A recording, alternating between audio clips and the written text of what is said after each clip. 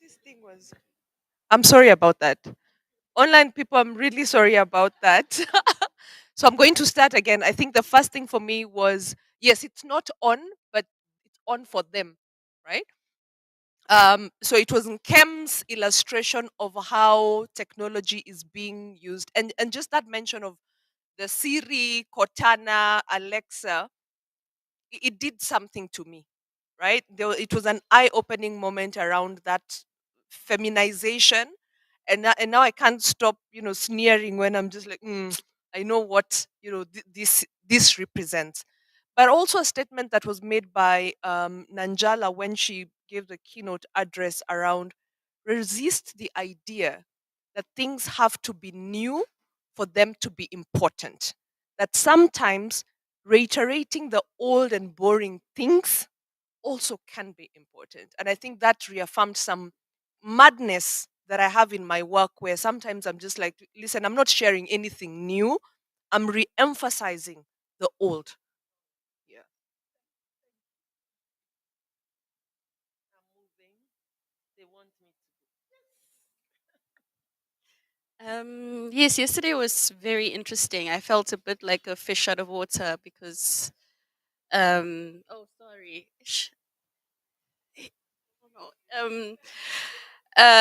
I was saying I felt a bit like a fish out of water because, like, I know that digital activism exists, but I've kind of been avoiding it because it seems so much and so overwhelming.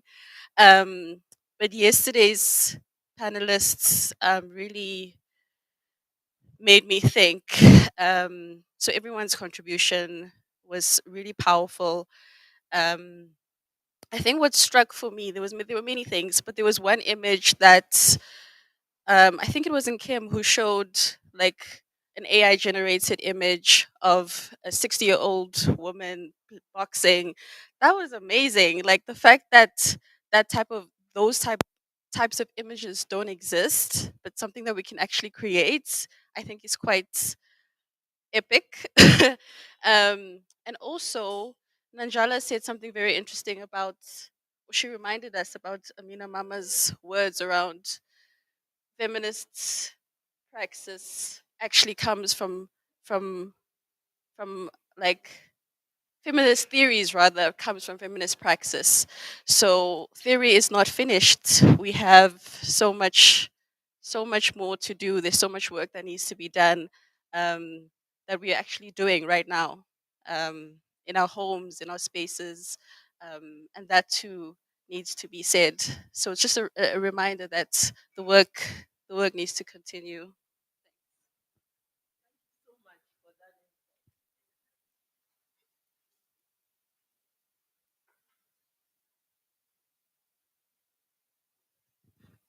Good morning. Good morning, everyone.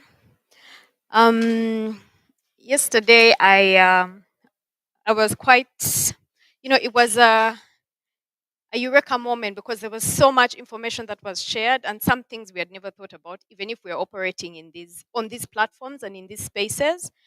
But what I've been thinking about is might be considered, radical or I don't know. I don't. I hope I won't offend anyone, but when Rosebell and the other speakers yesterday were talking about how the spaces are being um, weaponized against women, they told us that some of the ways that this happens is that groups are created and people can join, and they join indiscriminately, right? As long as you're interested, you can join. No one is going to ask you, who are you? Which organization do you work for? Um, you know, there's no strict criteria for joining. And this is the same with the anti gender groups and the anti rights groups. And I'm sorry I came late, but I don't know whether you were able to get into the conversation about the. Okay. When we do talk about the anti homosexuality bill, one of the things that sort of made it dinner time conversation was the fact that groups were intentionally set up. WhatsApp groups were set up, and the link to join the group was shared on the Mothers Union group. It was shared on the PTA group, Parent Teacher Association group in schools. So people were just clicking and joining. And then what happened when they joined is that they were bombarded with disinformation. They were, they were given very scary information about their children and how their children are being recruited. And that's why this is one of the major reasons why there is mass support for the bill. On the other hand, as activists, as feminists, our groups are very closed. You have to really you have to fill in a form and you have to fit the perfect criteria. And why I'm saying why I say that what I was going to say would be radical was because we also are aware that we need to care for ourselves. We don't need to intentionally put ourselves in spaces where we're going to be abused, harassed and all these things. But for me, the question is, if we keep making the spaces where there's accurate information, where there's empowerment, where there are resources exclusive, but the other side is opening up, that everyone is welcome, everyone feels like they have a voice. Of course, they moderate the groups, but for the most part, they'll open up the group and people will share nonsense, people will share dangerous information, but everyone is sucking it up because they feel like they belong. So, my question is, where do we strike the balance between ensuring that we are controlling these spaces and controlling who can join and who can access those spaces?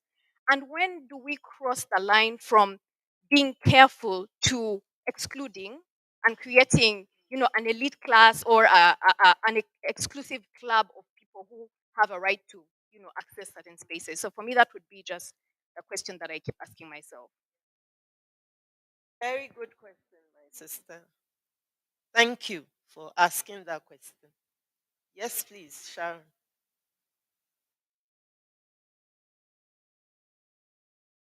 Thank you very much. Yesterday, the first thing that struck me is the fact that it doesn't always have to be a deficit um, outlook on feminism all the time.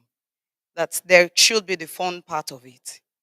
And I think that was interesting.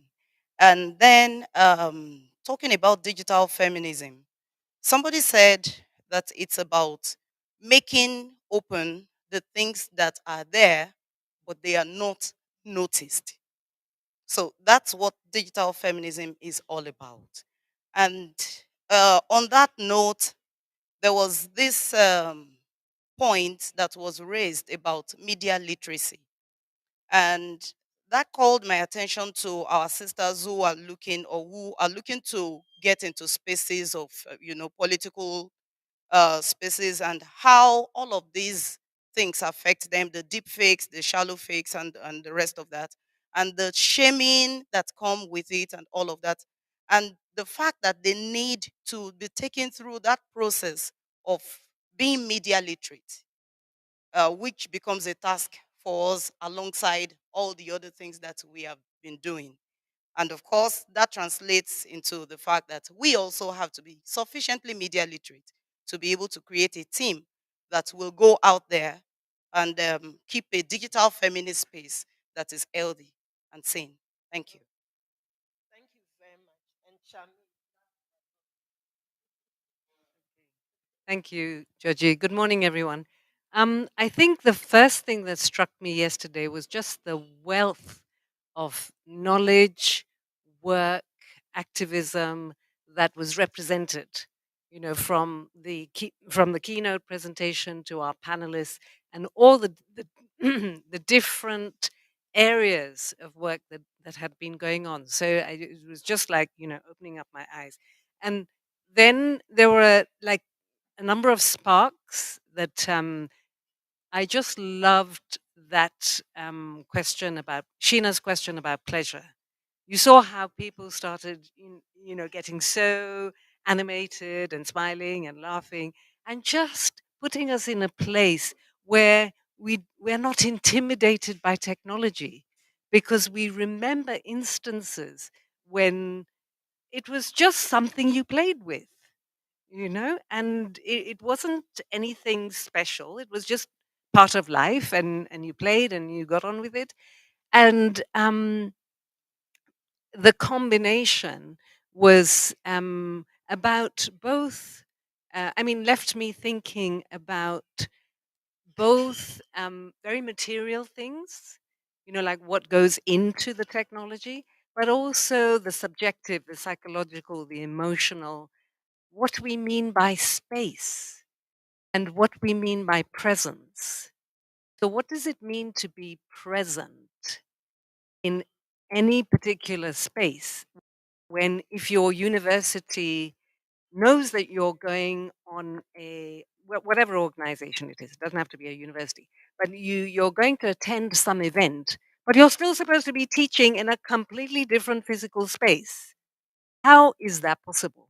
I mean, it just boggles the mind about these people who expect that, and so it makes possible new,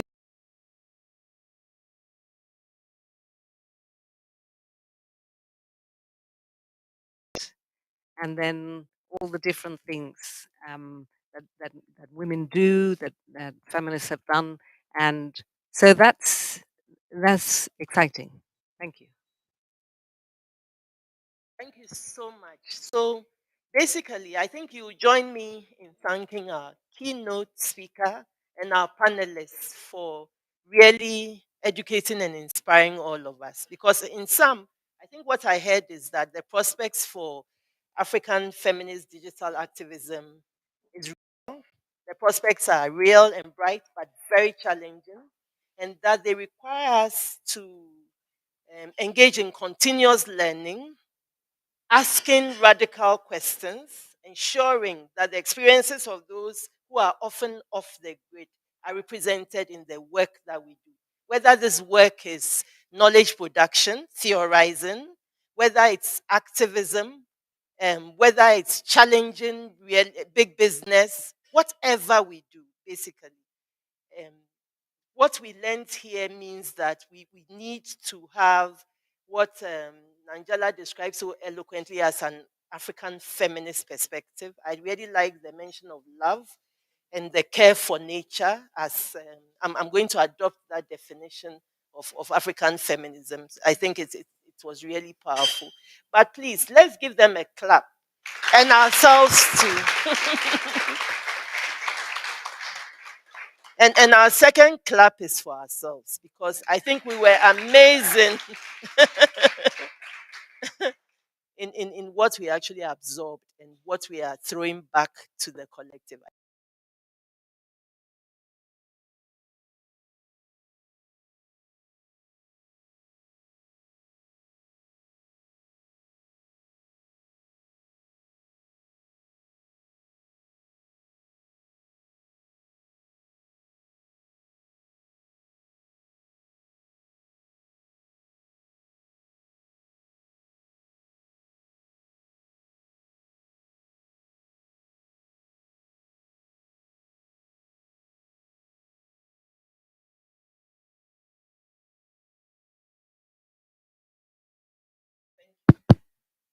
Can you hear me?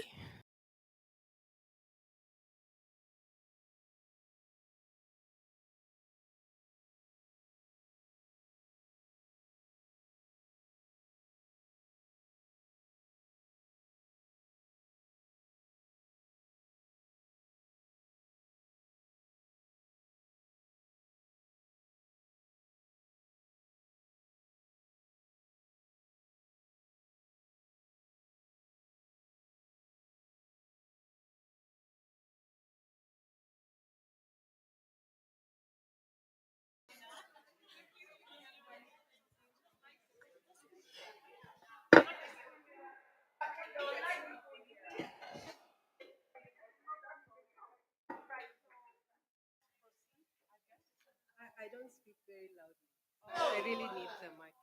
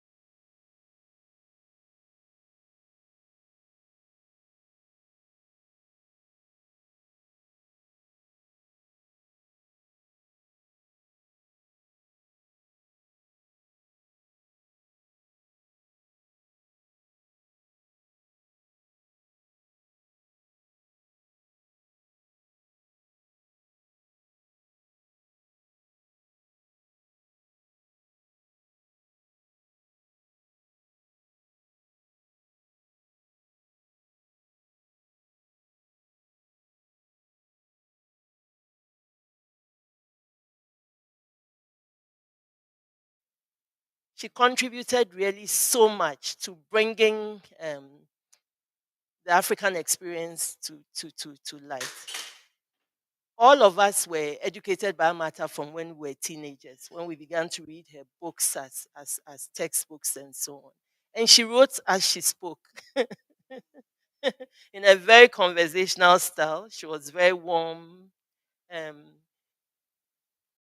she never her talent and her high learnings make her an arrogant person. She was so accessible and she was so full of admiration for younger people. And that's unusual in a person of such great talent. So I'm really upset and mourning the loss of this library, this baobab, this woman, this sister of ours.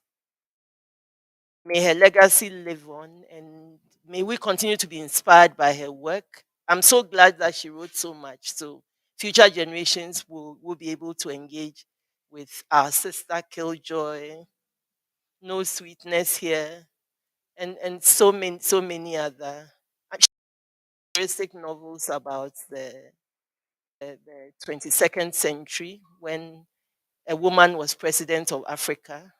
She was really an amazing person.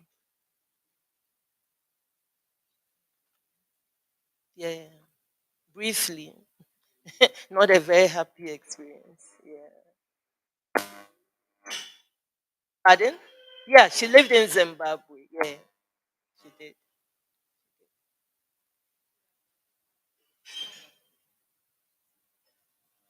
Yeah.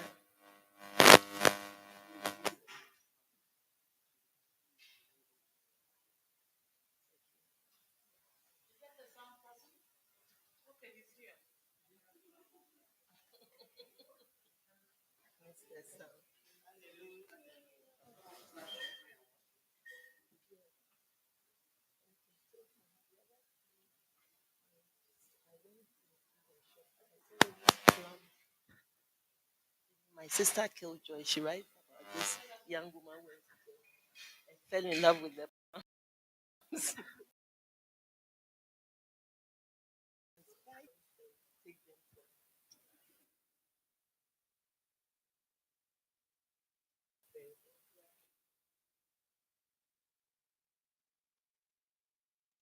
Will I be able to? Can they hear me? Oh, okay.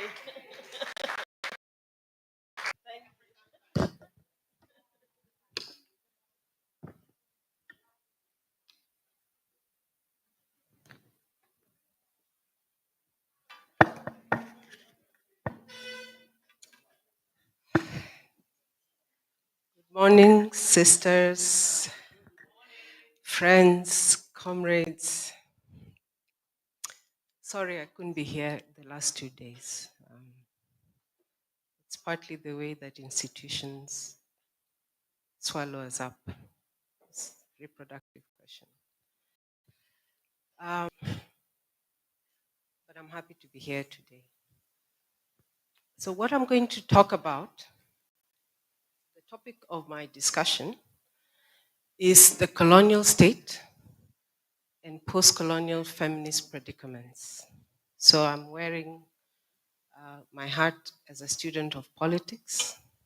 I know Nancy wants me to talk about social reproduction. I won't, or I'll talk about it in some extended way. Yesterday, I had the honor to listen to Nanjala's keynote, a bit of it.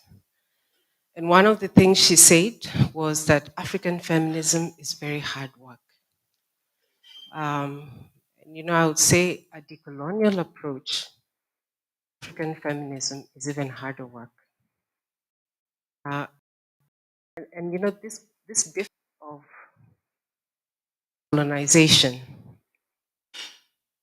I'd like to hear Sylvia's thoughts on this, coming from the back of the work you've just done. Part of this difficulty is because colonial knowledges are built literally on the erasure of histories and the knowledges of most of the world, right? And the work of reconstituting what has been erased and what has been vulgarized is actually more difficult. So decolonization is very difficult work. It's more difficult than putting together the colonial canon. So all this to say, please bear with me if I sound a bit long-winded today. So my presentation returns to what have preoccupied my work and which I've been thinking about for a long time. One of the questions which I won't address directly are these agrarian questions, the questions of social reproduction, questions of gendered labor. What I want to talk about today is the relationship between the modern state and gendered violence, question of violence, and to some extent the ways in which problem of care, this contemporary problem that we are sitting with, this contemporary reproductive crisis, emerges in relation to this structural relationship between the modern state and violence. I'll talk in two parts. One, I will look at how this question sort of emerges in the context state. So I'll look at it historically because history matters in explaining the present. In many ways we read history for the present, right? And then I will examine this relationship in the post-colonial state, the critique and possibility of our activisms in Africa today. And so the larger question that concerns me in talking about all this, talk about violence, talking about the state, questions of reproduction, are the questions of democracy, right? What is the possibility of democracy? What is the possibility of decolonization in the state? What does democracy mean in the context of a racialized, gendered, ethnicized capture of reproductive labor? So one, women and gender in the colonial state. First, to restate the problem, right? I think the problem that we are sitting with and which I think we have to take seriously as feminists, academy, in activist spaces, in policy spaces, is that the post-colonial democratizing state and feminist activism within it is fundamentally confronted by the question of violence, right? Rather, it is confronted by inability of the state to deal with the conditions of violence, which in many ways, those conditions of violence are a legacy of this modernist past of the colonial state. You know, modernity itself has to be thought of, and it is violent. Colonialism is part of the process of modernity. It's a fundamentally violent process from the vantage point of the colonized. So here I'm talking about, my interest always is with gendered violence, although you can also think of more generalized forms of violence. You know, the violence that we see during elections in countries like mine, Kenya, where I come from, since the resumption of multi-party democracy in 1992, we've seen violence that is attached to political competitions every 5 years, right?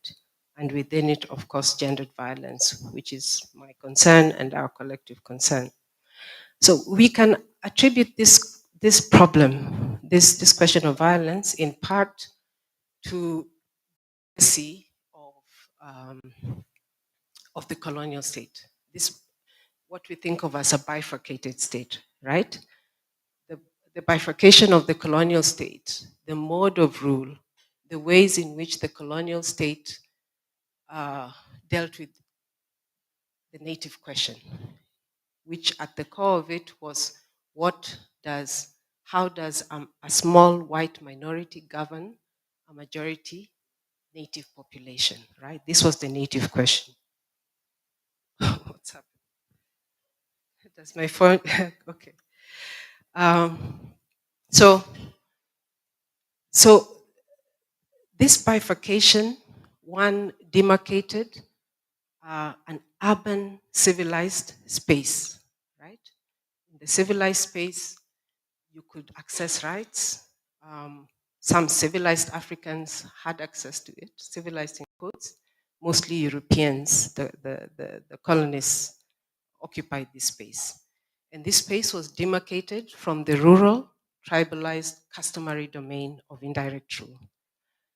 In the, or you know, to the urban populations, human rights. So again, I want us to focus on this question of rights, which is very much deeply coded into how we understand democracy, right?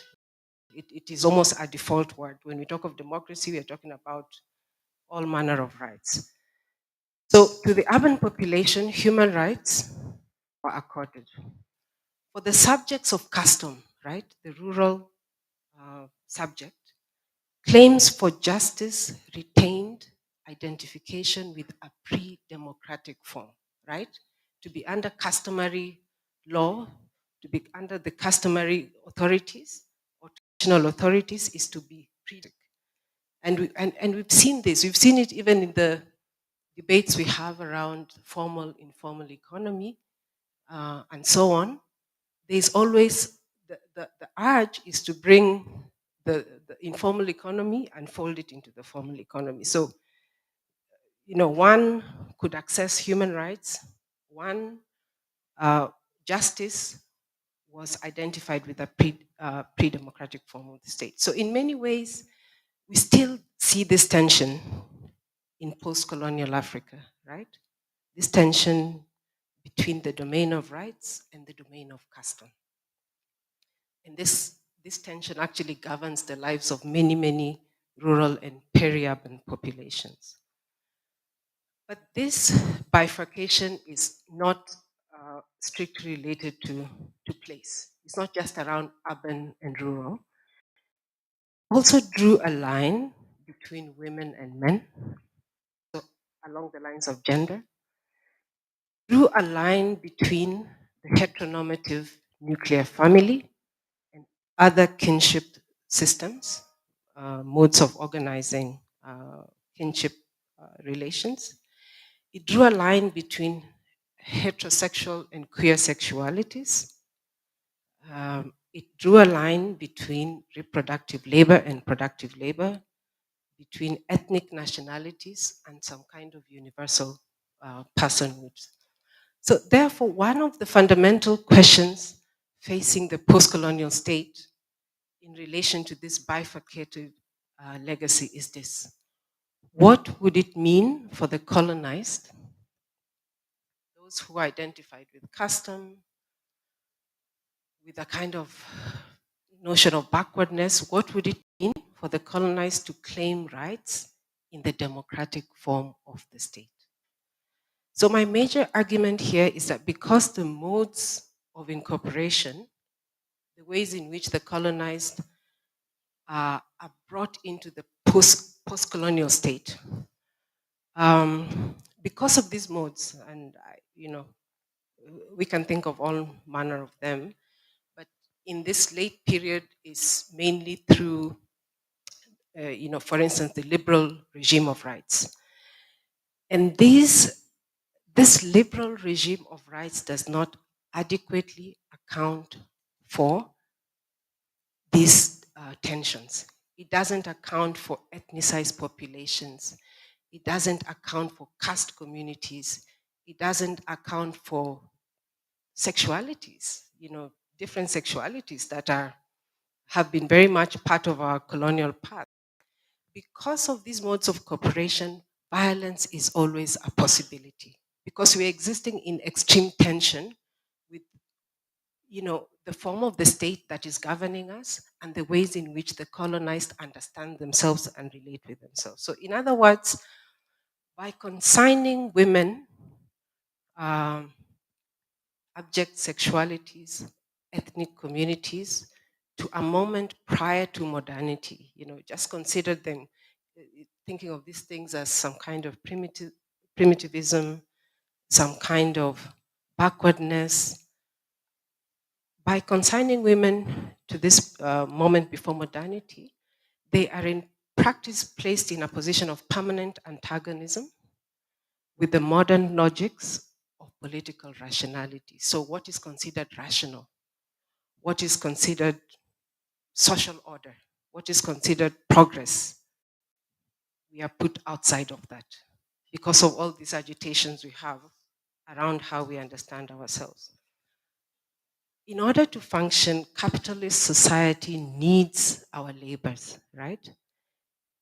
But at the same time, capitalist society routinely violates, negates, undervalues, and subordinates its gendered subjects. So, in a sense, what this suggests is a fundamental relation that capitalist society has to gendered labor, which it can only assure through coercion and violence. In other words, think about it in your own personal domestic sphere. The reproductive labor that women perform in the home, especially people who exist in violence or with the constant threat of violence, right? If you have, you're living in a situation where your kind of relevance, significance in that household is routinely denied, is routinely negated, is routinely undervalued. This is the primary question you're dealing with when you're talking about reproductive labor, right? Your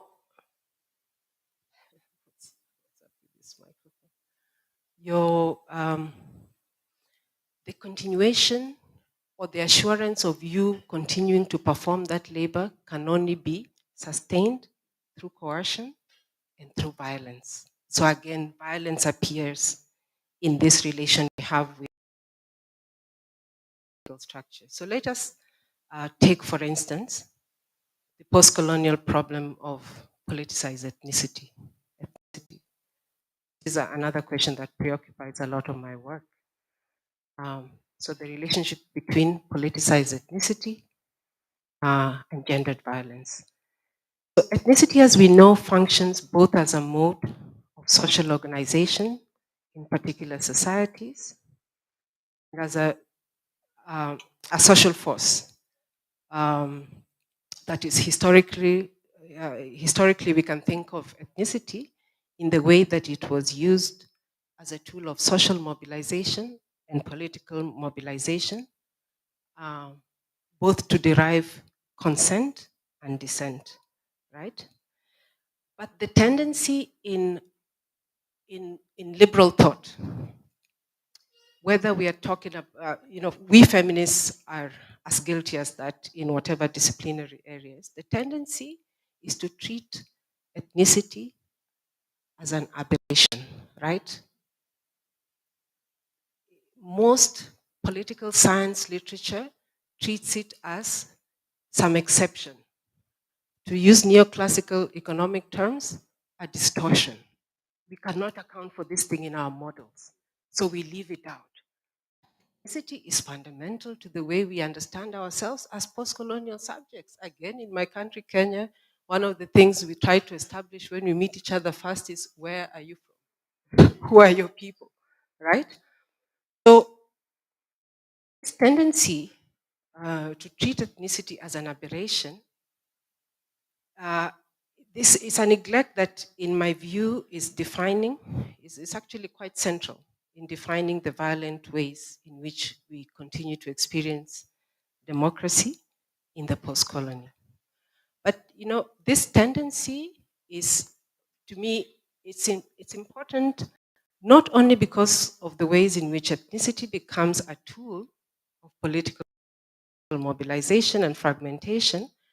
For feminist theorists and activists, the other fundamental problem lies in the fact that it is practically impossible to think of ethnicity separately from its articulations to gender, to class, to race, to sexuality, and so on. And I think this is the gendered legacy of the colonial mode of incorporation of the natives, right? And this, of course, legacy, as I've said, is violent, is brutal. I'll talk more about this relationship. You're never talking about, I'm never just a Luo woman. I'm black, working class, middle class, um, uh, a woman of a certain ethnicity, of a certain nationality, right?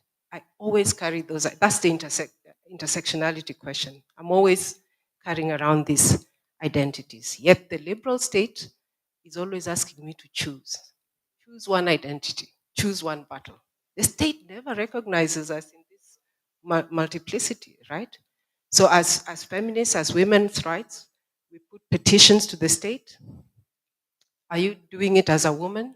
Are you doing it as a woman of a certain ethnicity and so on? So this kind of, and this itself is a legacy of how the colonial state incorporates us into its accumulation project and into its project of political stabilization. That question that preoccupied colonies: how do we resolve this native question? How do we govern this large majority? So the question here is, why do women or gendered laborers continue to face so much violence when they are so central to how the states, to how states function and how economies function, right? This is the main question. And in other work, I've been making the argument that as laboring and reproductive bodies, Black women had in fact constituted the condition of possibility for the stabilization of colonial white minority rule and its accumulation project. And here I'm thinking of the migrant labor regime, right, which would not have been possible if it didn't presume a rural domain of reproduction, which guarantee that African males could be brought into the wage labor market, not on a family wage, on single wages, right? So that substratum, that social reproductive substratum, was absolutely essential. Of course, the mainstream theories talk of only the political project of stabilization. They rarely talk about the social question, right? So the resolution of the native question through the bifurcation of the state had to be controlled, had to be managed through the control of labor and fundamentally, so wage labor in general, and fundamentally through the control of a regime of gendered and reproductive labor. In fact, nowhere in the colonized world, let alone in the enslaved world, would political stabilization have been thinkable without attending first to this social question, right? In fact, in the context of America's democracy and its underbelly in slavery, Horton Spillers, in this article, I like very much Mama's Baby, Papa's Maybe.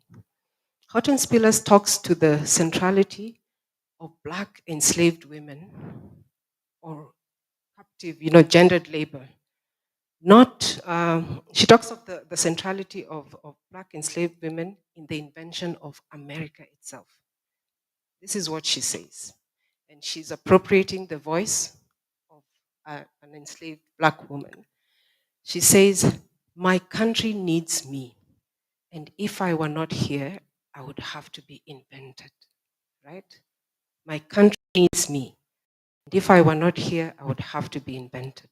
So here Spillers is linking the possibility of democracy, the very possibility of America's democracy, to the social question of necessity, which of course is realized through various regimes of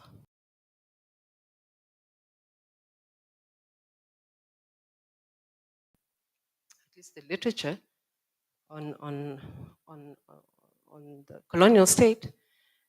The relationship of colonists to women had been such that colonial officials, on the one hand, needed to incorporate women into the colonial structure. Women in Kenya, for instance, women were it is Black women for whom accumulation was possible, even before Black men. And this was through the institution of prostitution. And prostitution, this is from the 1930s onwards, 1930s colonial Kenya. This was partly because African males, young African males, were being brought into the urban wage economy. They were leaving their families behind. They were beginning to become restive. There was no one to reproduce them. So even though this was not an overt policy, the colonial state started to allow women into urban areas, right? So this is just one example. And the basis was to reproduce the males that were coming into the city. So, and of course, there was also the work that women were being put, the productive labor that women were being pulled into in the rural areas. So colonial officials, on the one hand, needed to incorporate women into the colonial structure, due mainly to the reproductive labor question that faced all colonies, right? And especially settler colonies. But at the same time, they could render women secondary or marginal to the colonial project through the denial of women's political authority, right? We'll bring you as laboring bodies, we'll deny your political relevance. And of course, they did this by characterizing women as passive. African women were thought to be just operating under the whims of their male their native male counterparts, right? So this continuous denial of women's political agency was one of the strategies. Denied women political authority. And I think this particular impulse to mischaracterize, because I think it's a mischaracterization or misrecognition of women's political agency, took the form of numerous, often gratuitous acts of violence against Black women. And what this violence does, in effect, is to disavow the humanity of Black women.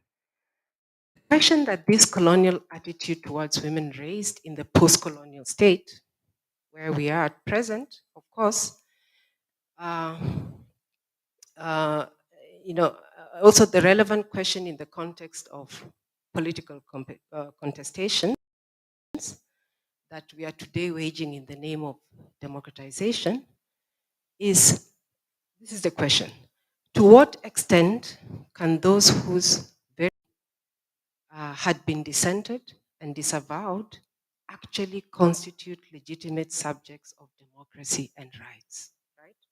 What is the basis on which we keep making these claims to the state?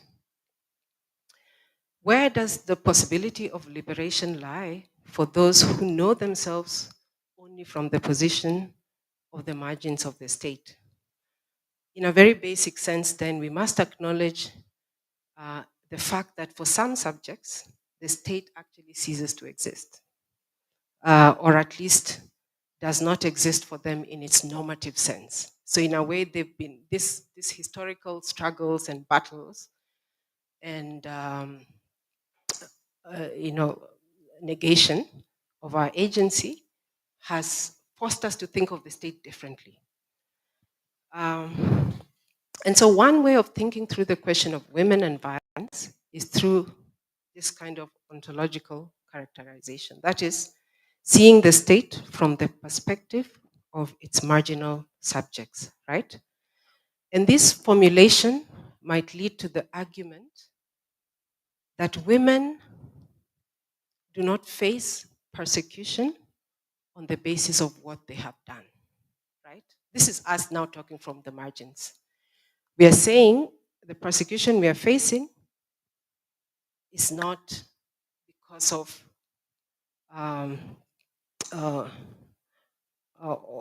it's not because of what we are.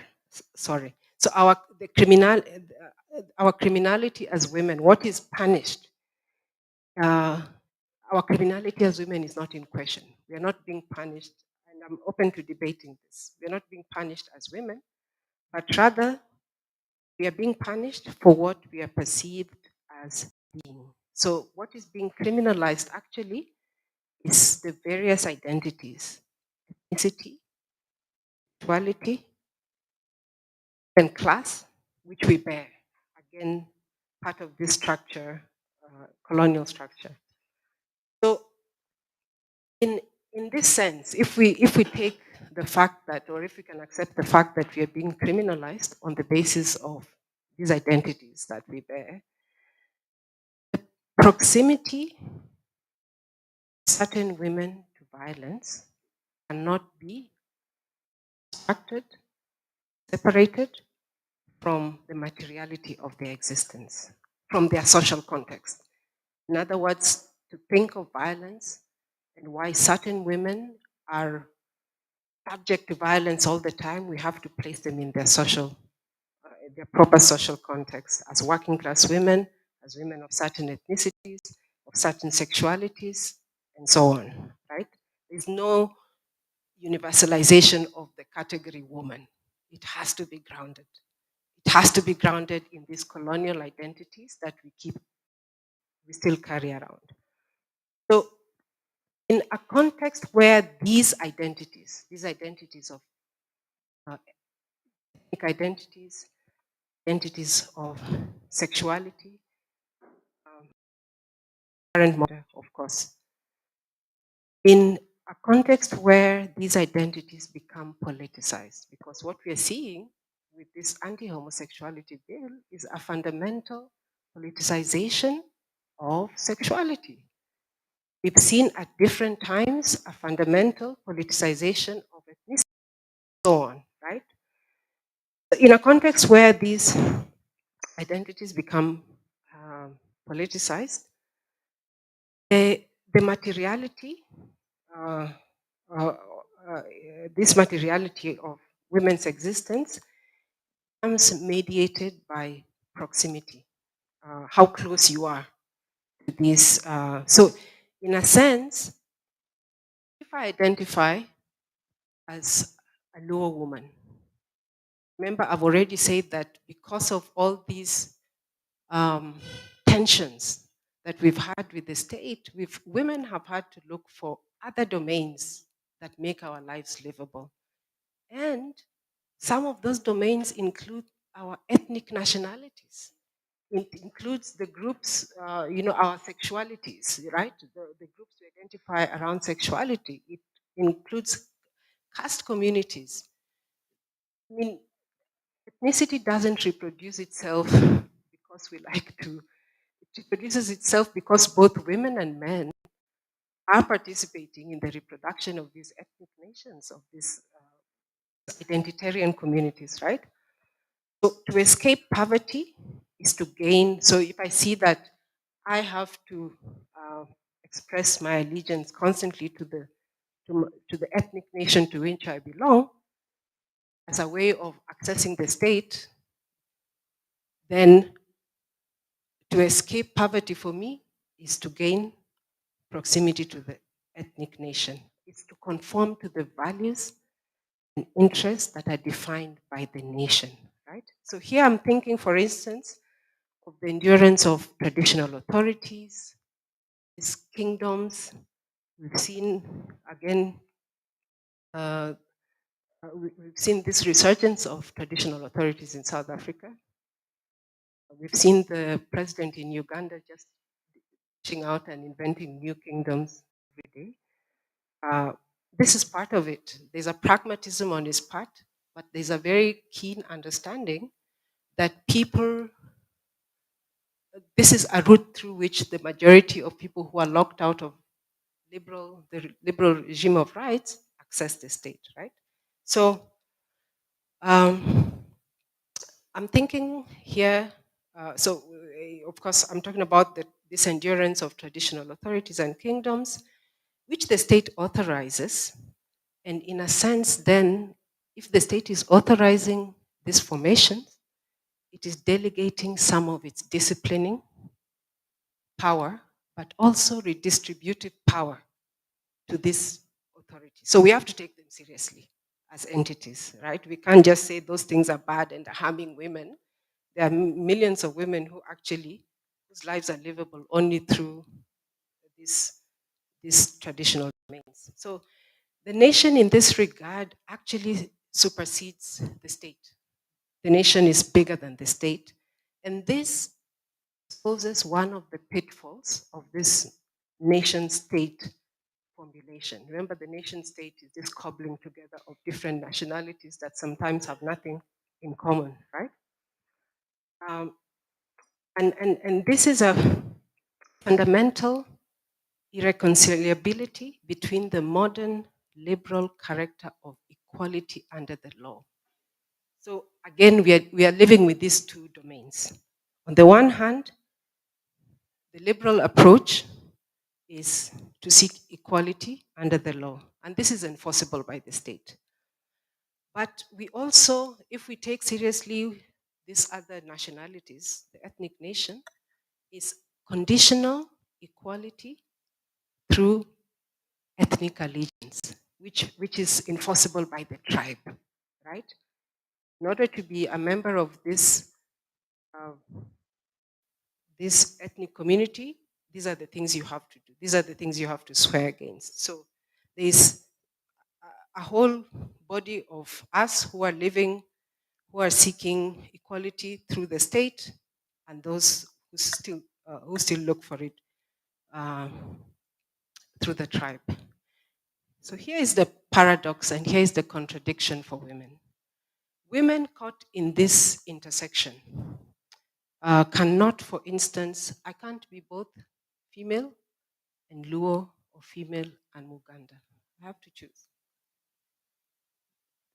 state recognizes me as a woman, right? When I sign forms and when I'm claiming rights and when I'm thinking, I don't want to say feminist because I think feminists have complicated these categories. Women's rights, let's talk of the liberal approach. So I can't be both at the same time. This is because um, while the female appears as the modern subject of rights, to be female, to be a woman, to appear before the state is considered modern, right? The female appears as the modern subject of rights. The latter, this, my identity as a Luo, is taken as a kind of anachronism, right? Rendering of tribalized identities, which are external to the regime of rights. So this suggests a contradiction in the ways in which gendered subjects are constituted before the state. So we have to ask ourselves what this either or position entails for women. In other words, in what ways are exclusionary forms of citizenship reproduced where bivalent identities, these identities that cannot be thought of separately. You can't think of gender separately from sexuality, from ethnicity. How, in what ways are these exclusionary forms of citizenship reproduced when bivalent identities at the same time appear as inimical? You can't reconcile them. This is a real problem that I think we have to deal with. And I think it's part of the ways we have to think about the question of violence. So here, I want to turn to the notion of captivity, which is something I've also been dealing with in my more recent theorizations of social reproduction.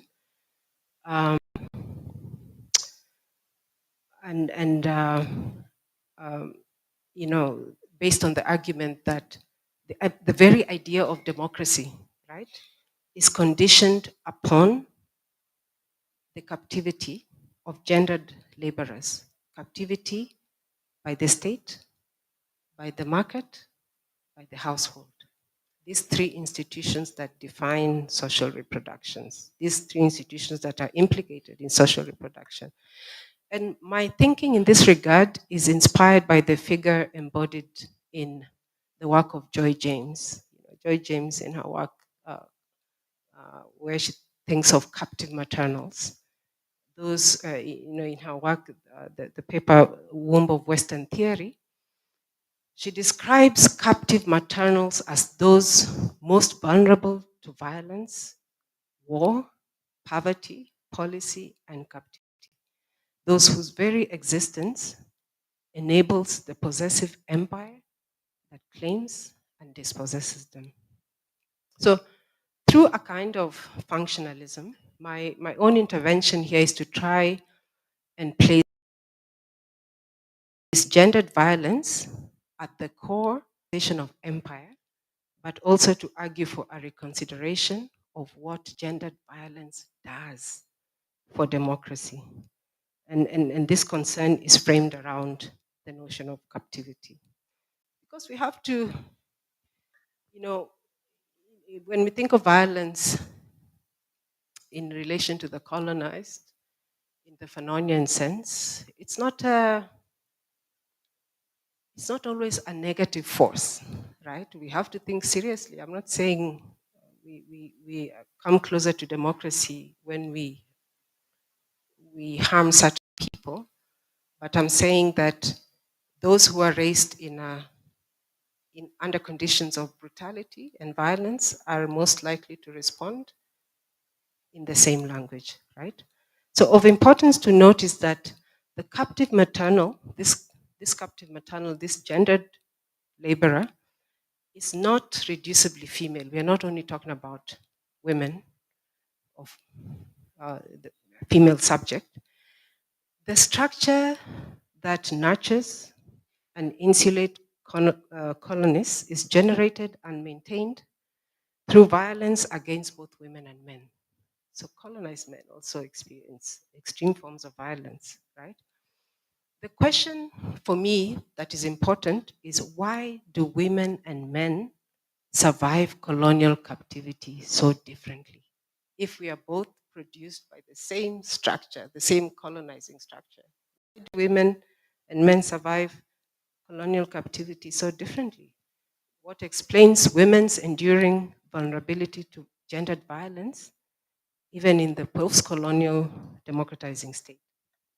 That is to say, if both colonized men and women are reproduced within the same violent historical structure and normative order of domination, how are we to make sense of the differential effects of their post-colonial subjectivities, which, and these post-colonial subjectivities seem to have drawn a line between those who commit violence, which we normatively think of as men, on the one hand, and those who experience violence. It's not that simple, of course. We have to accept that the violence that men experience has to also be thought of structurally through the historical, the normative order of domination. So captive maternals can be thought of in many ways. In my own theorization, the captive maternal, I think of the captive maternal as fundamentally a laboring subject, right? So I'm trying to shift away from a kind of individualized, liberal subject of violence towards on the sort of laboring substratum, this reproductive labor that constitutes the modern state. And Joy James is also thinking of this form of laboring. She actually talks of laboring in relation to captivity and links both of them to the very possibility of empire. So her argument is that violence against captives or their victimization is not what marks them, right? Rather, what marks captives, what marks us, if we think of ourselves all in this room as captive maternals, what marks us is our productivity and the consumption of our productivity. If you think of capitalism itself in its history and what makes the nuclear heteronormative family so problematic and women's labor within it so devalued is with the commodification of labor. This is capitalism's invention, right? And of course, commodities are produced to be consumed, right? So James is arguing that what marks captives that it's not the violence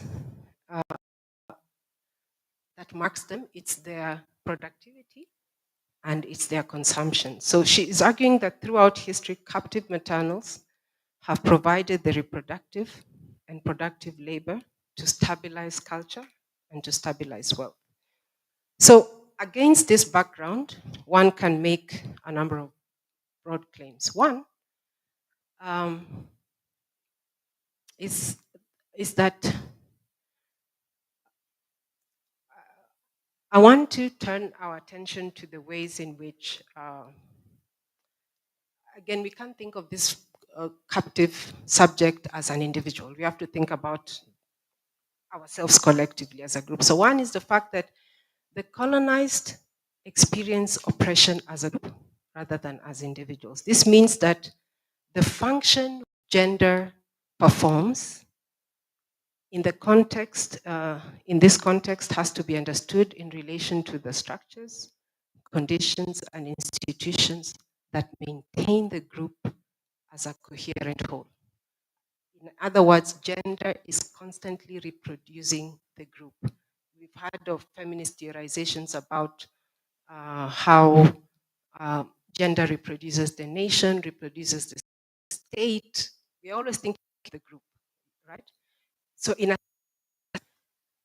I am not exploiting the basis of and we are exploited either as black people, as racialized people. We are exploited as a class. We are exploited as a certain ethnic group, right? When the state is unleashing its violence on us, it's not unleashing its violence on me as an individual. It's either thinking of me as a racialized person, as a person of a particular class, as a person of a particular ethnic group, and so on. So this is one. So gender does this work. When we think of, and again, I'm thinking very much of what are the things that put gendered bodies, gendered subjects in so much proximity to violence. This work of reproduction, of serious work. If you're not going to do it willingly, you're going to be coerced into doing it. Right? So violence is always a possibility in the process of reproducing the group, right? Second and related to this, the function of violence in the context of captivity. If we again think of ourselves in real terms, as and I'm thinking very much of these reproductive labors that we perform all the time on behalf of capital, on behalf of the state, on behalf of the household. So the function of violence in the context of captivity shifts from the objective of singularly harming an individual, right?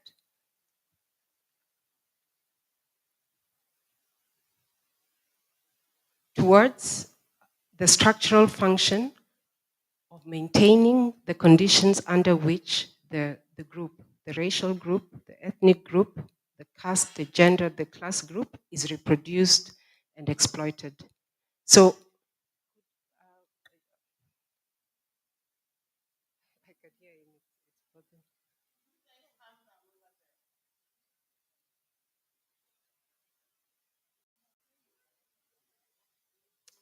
So,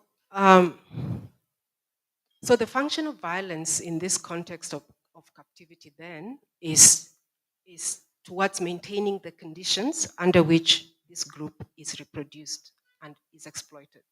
In other words, again, as political economists, we ask what are the conditions that make exploitation possible, right?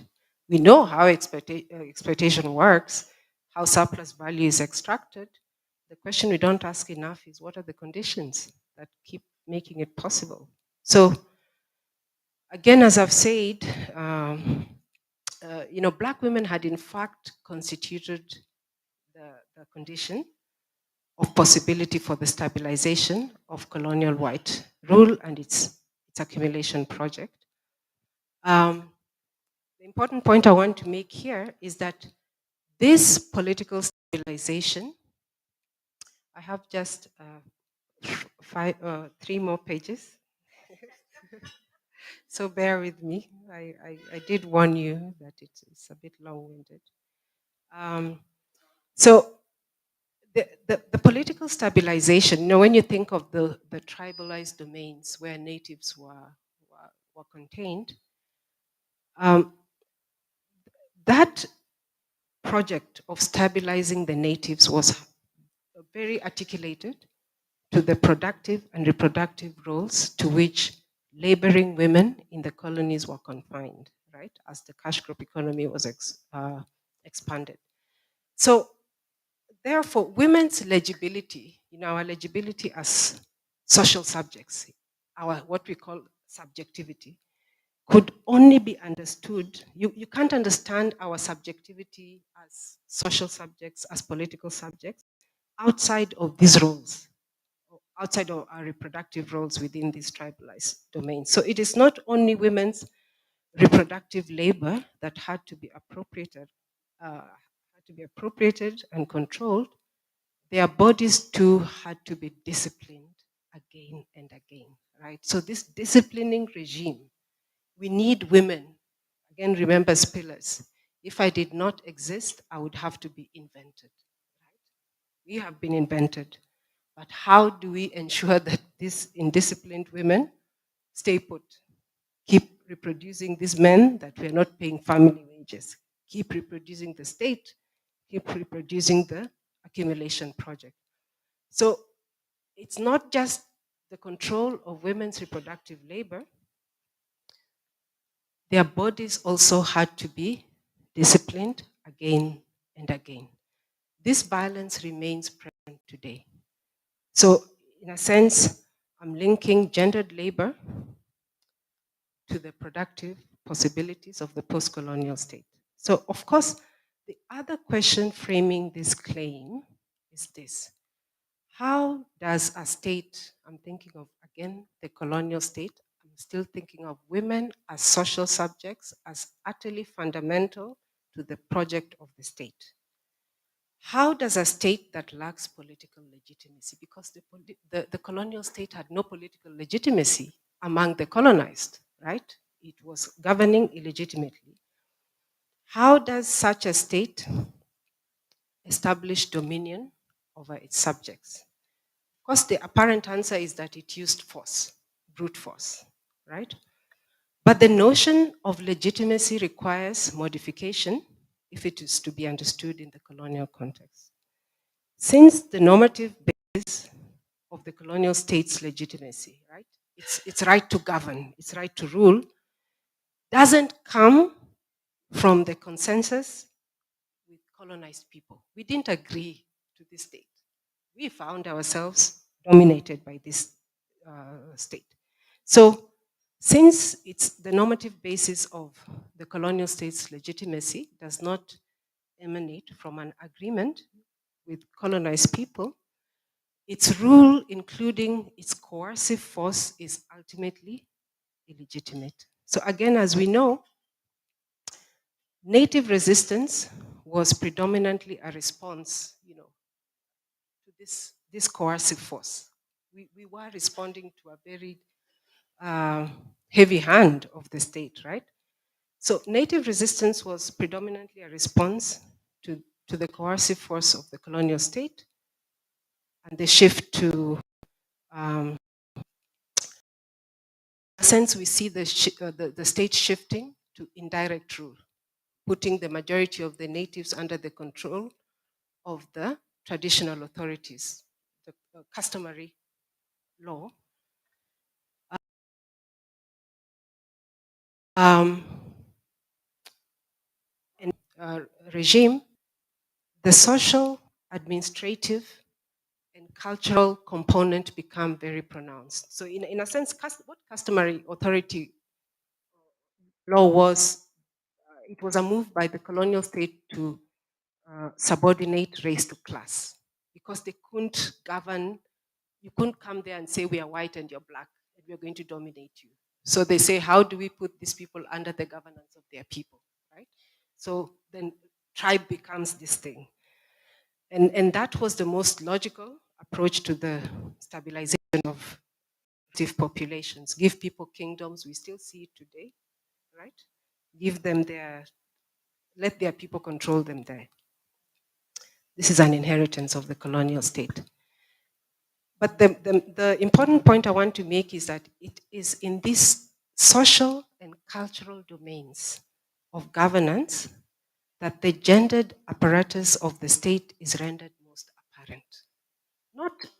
You won't see these things when we just focus on the formal, the sort of normative form of the state. We have to, and again, this I think is work that feminists have done quite extensively. We have to look at the social and cultural domains of governance, right? This is where you see this is where I think we can concretely understand and appreciate the gendered apparatus of the state. Those like colonized women that are interpolated are called into the state through logics primarily directed towards the social control of natives, therefore constitute the basis of the state's legitimacy. This is me arguing that, again, women have to be seen as the quintessential modern subject, not those who govern, not men, or maybe gendered populations. Um,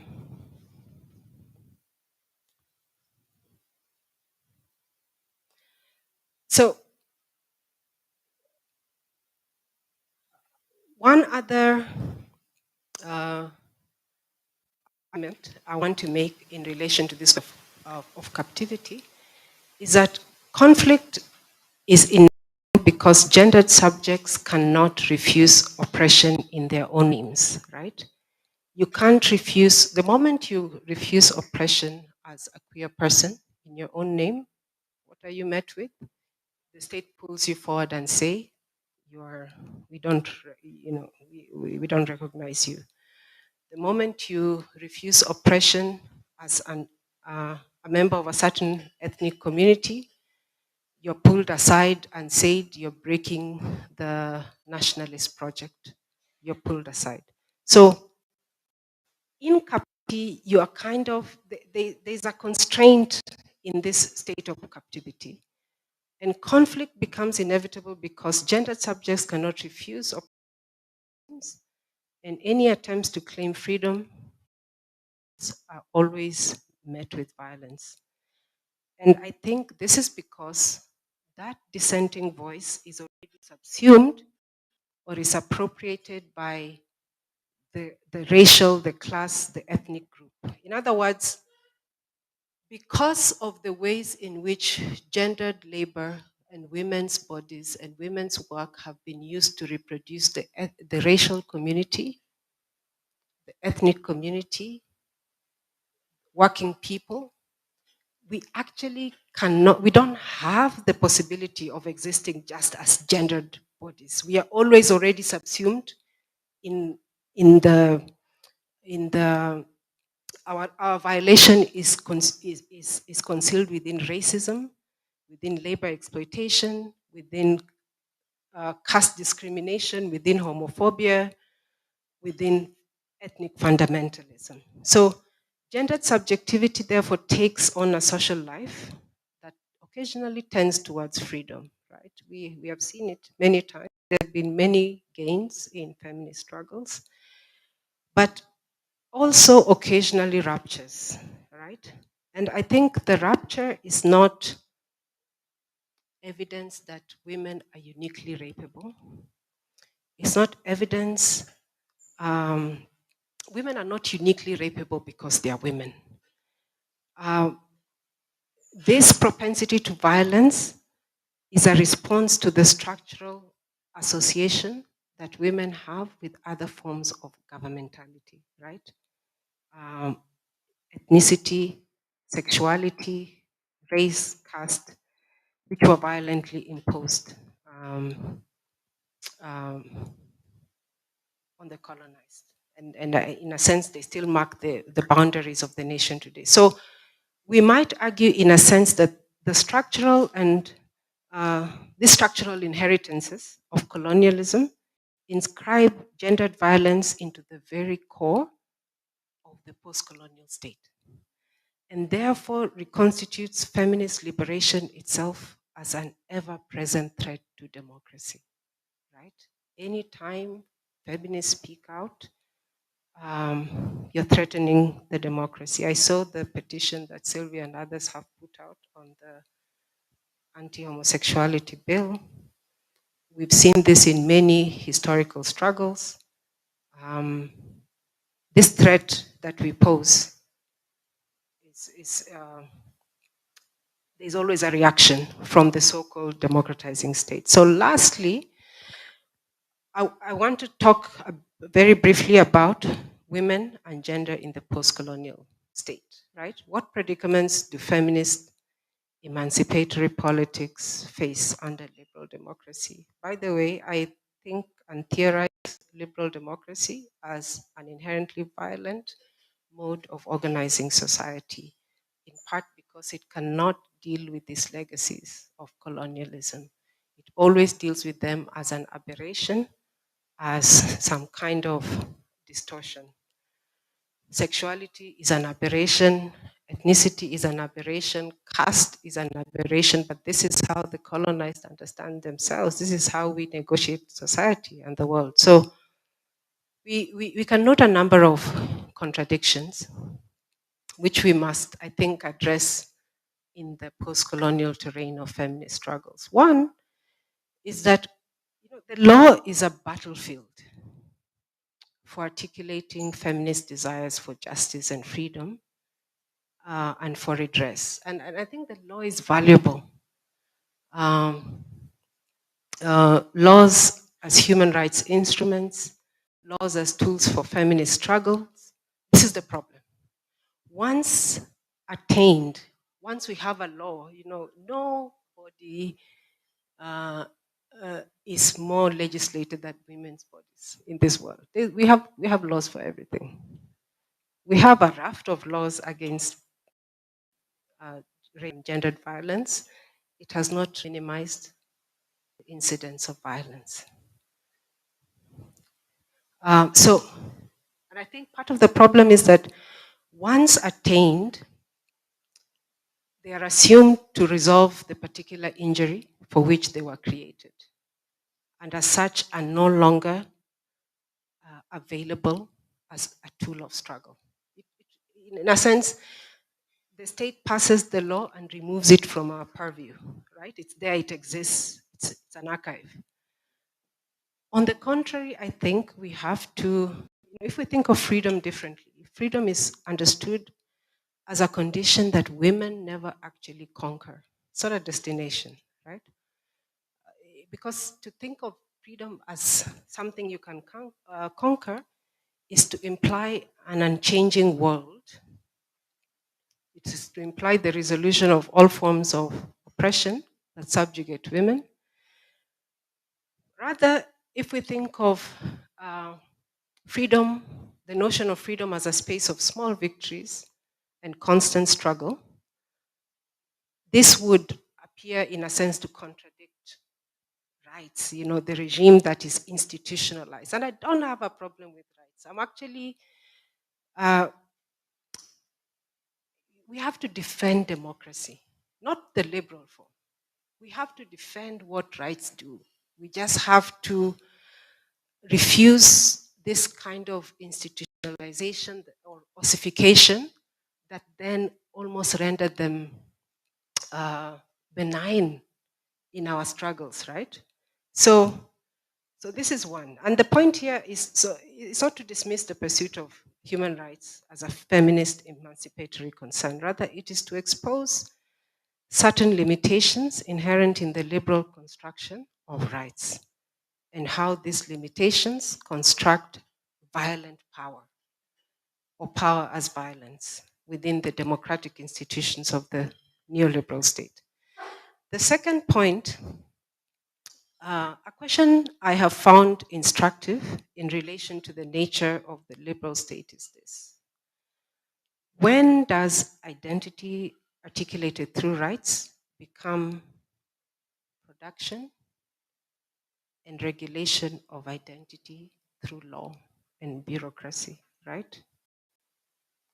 When does legal recognition become an instrument of regulation and political recognition become an instrument of subordination? Again, South Africa is a good example, which recognized the rights of LGBTQ communities. Again, we've not seen, violence remains present in queer communities there. Women have been brought in and recognized in many ways by the state. But again, to be called forward, to step forward, to be recognized by the state is to show yourself. When we think of the debates around the informal economy, for example, and why many women choose to work within it, part of it has been that. We are, to avoid this extreme regulation, not just of our labors, but of our time. So when does legal recognition become an instrument of regulation? And when does political recognition become an instrument of subordination? We have to think of these things when we make these claims on the state. for recognition. So we can also ask, how does the nature of the political state transform one's social identity when we turn to the state for political, for resolution, for political resolution of our subordination, our exclusion, of our suffering? The simple way to put this, what is the basis of expectation of freedom, of liberation when we turn to the capitalist state, the neoliberal state, for resolution or suffering of our subordination? So we have to pay attention to the nature of the state itself. What state are we calling? Are we thinking, do we need to, again, in pragmatic terms, we have to exist in our present. We can't wish away the state, but we have a particular kind of state which we constantly have to ask ourselves, what are we asking of this state? What are we asking of the neoliberal state when we call on it to resolve our suffering? What kind of subject is being held out to the state, and for what kind of redress and redemption? The second last point I want to make is that there is also a pedagogical challenge, which I think feminist activists must address with regards to thinking about violence. We have tended to think about violence very much as violent acts, right? Rape, battery, and so on, right? This is essential, yes, but regarding violence only as violent acts leads to the notion of a police state. You're always calling the state, and you're always calling its disciplinary force to respond to violent acts. That's who can respond, whether it's through the court, whether it's through the police. So regarding violence only in this relation as violent acts is in a sense a trap that leads us to the notion of the police state under contemporary visions of the state. There's, of course, a lot of important work that is going on around the carceral state, abolition, and so on. To hold up women in the normative rights discourse as unsafe, to hold up women as uniquely rapeable or uniquely violable, is always an invitation to the state security machinery, into the public and private spaces within which women negotiate their daily lives. It is a move from one form of precarity and insecurity to another more incarcerated form in which freedom becomes an even more fantastical notion. So lastly, I think the challenge therefore is being able to move our understanding of violence from one that looks exclusively as violent acts, narrowly. I mean, I think violence be the starting point. Don't get we never start our analysis of society, of structure from an abstraction. We always start it from a concrete reality. We always start it from the basis of the empirical data that is evidence of violence in society. So I'm not saying forget the acts, but I'm saying that we have to move beyond it fairly quickly after establishing the fact of violence society. So the challenge is being able to move an understanding, of violence from one that looks exclusively at violent acts, narrowly defined, towards a conceptualization of structural violence, right? Which interrogates how it is that we might understand the objective violence of structures, the objective violence of conditions and institutions that daily structure our lives. These institutions that make our lives livable. This is a thoroughly historical question. there's nothing we can understand about violence by just looking at society in the present. We have to cast, um, we have to take seriously the historical question. And from this, I think other analysis that concern us, this gendered labor question, the surplus, the question of the surplus population. What do we do with all these millions of people that are being kicked out or expended from industry? Someone has to look after them, right? It leads us to,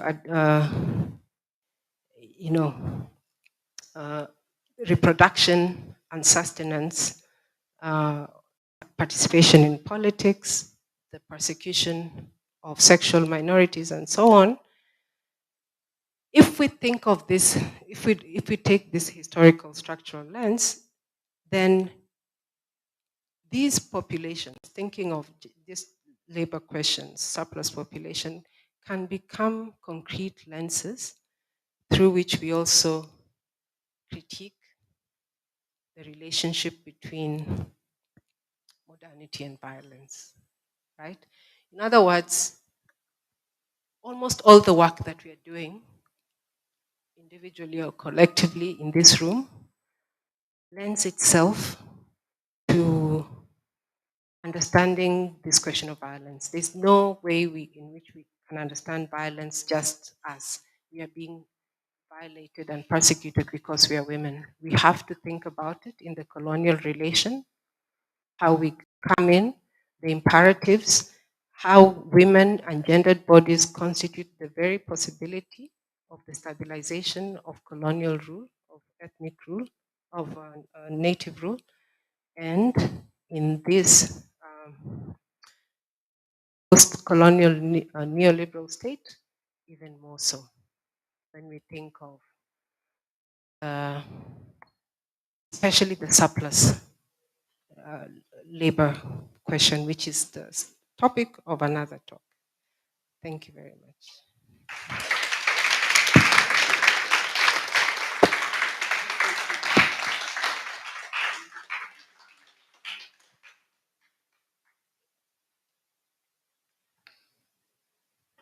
Thank you so much, Lynn, for challenging us, making us think and reflect, for challenging many of our assumptions.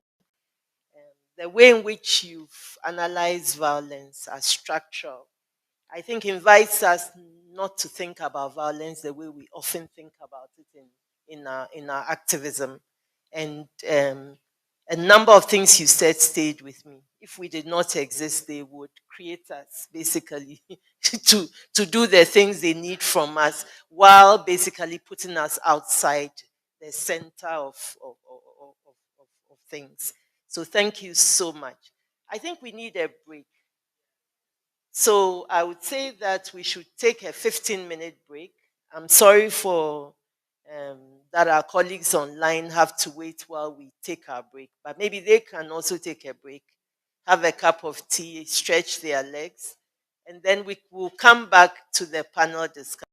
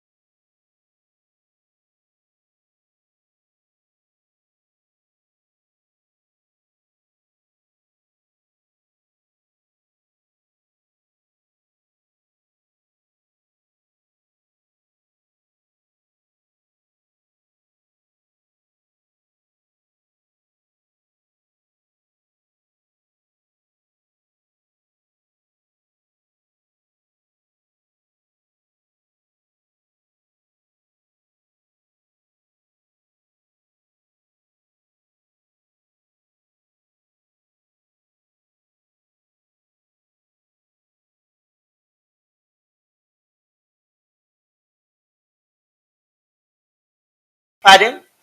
Oh, okay. No problem.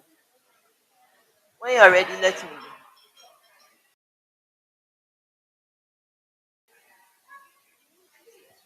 Hmm? Eh? Not really. You wanted to put this thing on it. Moving what? Uh-huh. Okay. So we'll And we just be can't monitoring. ask her to come and do it here. No, no, she'll do it there, but we need to change the position of the Oh, laptop. okay. Okay. We'll just But be you need to hanging. use this. So we're just hanging around so that. Oh, okay. Okay. All right. But sit down if you want to. Because oh, okay. Otherwise, you distract people. So come and sit. Is it done now?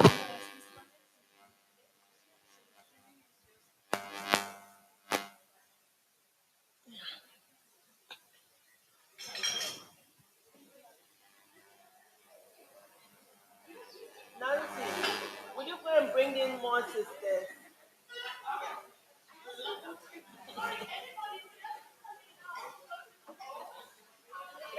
Is it okay now?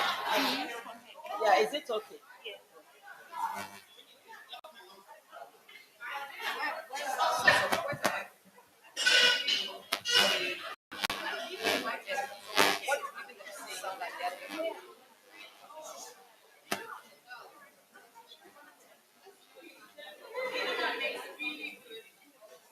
Is it okay now? No. She will, when she finishes her presentation, when they finish, eh? Why do you want to see me? I'll go and sit in my chair. When they start.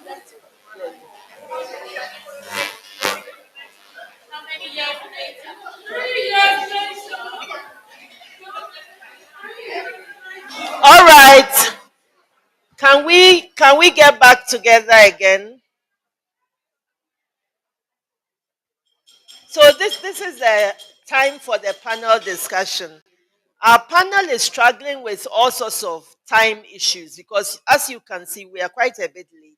So we will change well, actually, Akosua is the first person on the list, but she actually wants to speak first because she has to go somewhere else. So I just want to call on Akosua. Akosua Darkwah is from the University of Ghana. She's one of the editors of Feminist Africa to make her presentation. No more than 20 minutes, Akosua. You have the floor.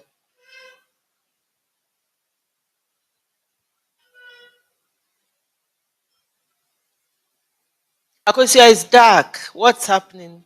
Can we have more light? Yeah,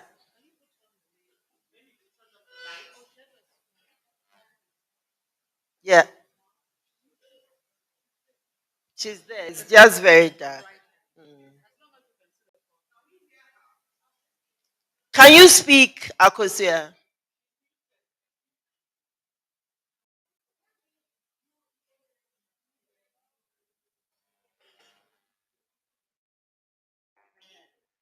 It's slightly better. Do you think you could close your windows and put on the light? She should do what? They say you should face the window. Is it possible? This is a hotel room. I don't know whether she can face the window. Yeah. Akosia, can you actually face the wall?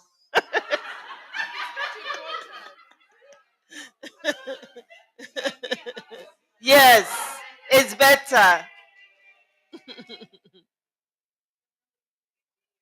Are you stuck? You see, it's like you are going slow motion.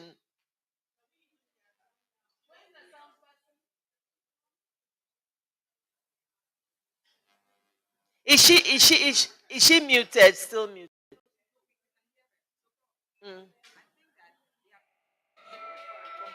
Mhm. Mhm. Yeah, but we can't hear her. Hey, now we can see you. I hear we are making too much noise because The noise from this room seems to be interfering. I don't understand the technical details, but I've been told to tell you to be calm. Right? So, Akosua, speak so that we hear you. We can't hear her.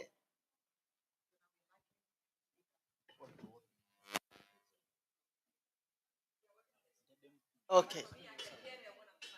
Oh, okay. But you are signed in. We don't want to be signed in.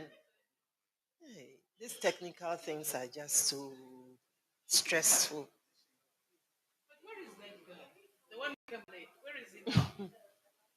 He's there. He's standing.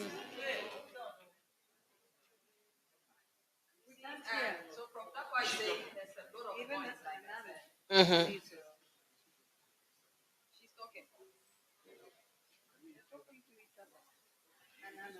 Yeah, Hanan and Akosua are talking. We can't hear. Prof. Darkwah, we can hear you, but we are still sorting out our speaker. So you can keep making noise, a little bit of noise, and then whilst we sort out our speaker. So give a sound from your direction.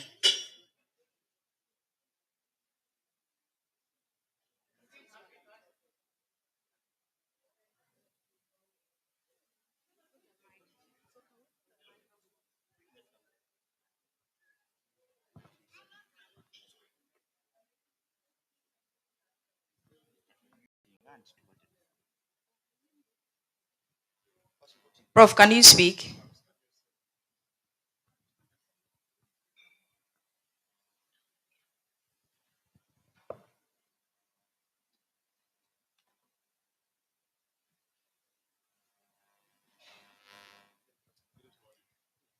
Prof. Darkwah, if you hear us, can you speak?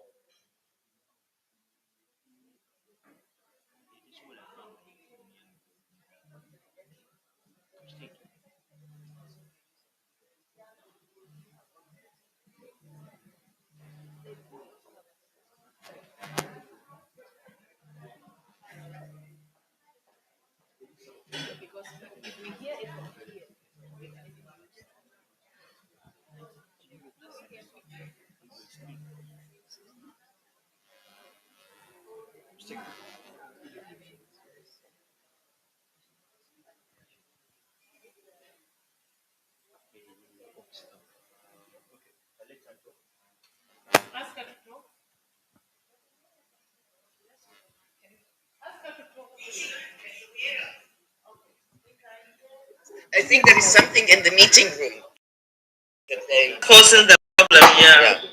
The thing is, I'm supposed to be in another conference, and I need to get on the train and go to another place. So the later this takes, the more anxious I get. We can hear you now. Okay, you go. They can hear you now. You can hear me now. Okay. Good morning. Good afternoon, everyone. I'm sorry. I am talking. Sylvia, can you hear me? Yes, we can hear you. Okay. So good morning. Or it's probably, I'm not sure of the time difference. I think it's still morning where you are. Or good afternoon. I'm so sorry I can't be with you. I can't division myself into twice, as we say in Ghana.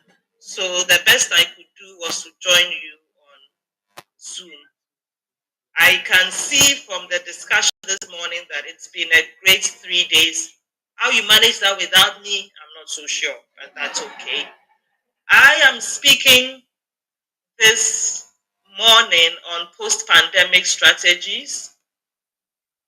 And I want to do it very quickly because unfortunately I have to be someplace else. So I'm starting with a quote from Simidele Dosikun, whom some of you might know.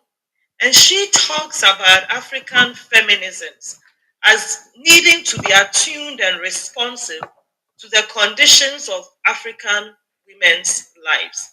So I start from that premise that in thinking about our post pandemic strategies as African feminists, we have to take our context into account. We need to start with that recognition. I study women's work, and so I'm particularly interested in issues of the economy and what it means for women's work. And we talk about the post pandemic context. I think it's important to add that our post pandemic context has been, and I'm using Ghana as the base, but this is something that Zambia is experiencing, that Egypt has also experienced. And so on Sunday, news that the president was going to have a talk with the nation. During COVID, he became famous for his speeches, which we labeled fellow Ghanaians, because he started it out with fellow Ghanaians. Recording in progress. And he would give us updates on the state of the nation vis-a-vis COVID. We haven't had one in more than a year at this point. But on Sunday, just this past Sunday, we got update number 29. This update says, in one sentence, measures taken against spread of coronavirus and updates on IMF new normal in Ghana. It's not simply a post-pandemic context. It's a post-pandemic context where we are having to confront our debt crisis and the IMF. If you know a bit about Ghana, this is not the first time we've gone to the IMF, as in many African countries. During the 1980s, when Ghana was famous for being the IMF star pupil, we followed all kinds of rules and regulations that were ordered from above, so to speak. And our neoliberal regime of the last 40 years has not produced positive results in the country. Some people have made good money, the majority are not in a good place.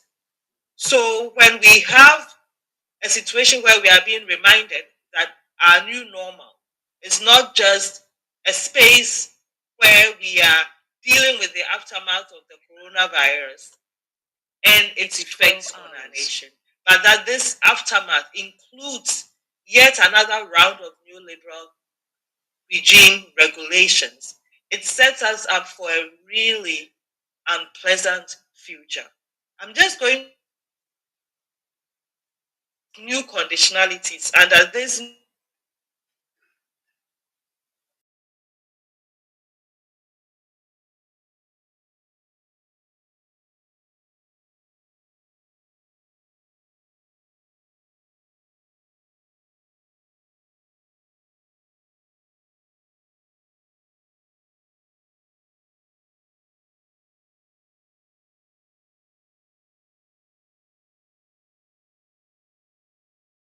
based on inflation. And any one of you who lives on the continent knows that inflation goes up, it doesn't go down, right? So the inflation means prices are going up for us all the time. Exchange rates go up, they don't go down. So the value of your CD devalues, it doesn't improve over time. Therefore, the simple explanation for that second statement is get ready for fuel increases. Third, our tariffs on electricity and water are going to be automatically adjusted every quarter. Now, adjust means it could go up or down, but as we have experienced, this is going to be going primarily up and not down. Government can only employ 0.5% of the labor force. We are going to get structural adjustment reloaded, as in the 1980s, where lots of people were laid off and so on. We are going to be seeing that coming up. A limit to the rate at which the government can increase the salaries of those that it continues to employ. So we are not going to have increases in the labor force. And in fact, what that means is that as people are retiring, you cannot expect more people to join you. If your labor force, or if the numbers of workers you have in your place of employment, as at the university, for example, it's not enough for the work that you have, that's just too bad, because you are just going to have to take on more and more of a load, those of you who are left behind to do the work. And you are going to do it without having to expect increases in your salaries, extra load that you are taking on. So this is basically what our future as Ghanaians looks like. I'm sure this is similar to what the Zambians are being told, to what the Egyptians are being told, and to what other countries can expect in the future, given what we failed to do in the COVID era. So when COVID hit, one of the things that African feminists on the continent, others in the diaspora did, was to write a statement to the special envoys that the African Union had selected to remind them of what kinds of decisions they needed to be making at that point to ensure that we use the COVID period as a time to restructure on the path that would actually benefit us as citizens. Because we do know, as citizens of the continent, that what the neoliberal regime has done for us is really to set up a situation where our lives are at the service of the economy instead of the economy.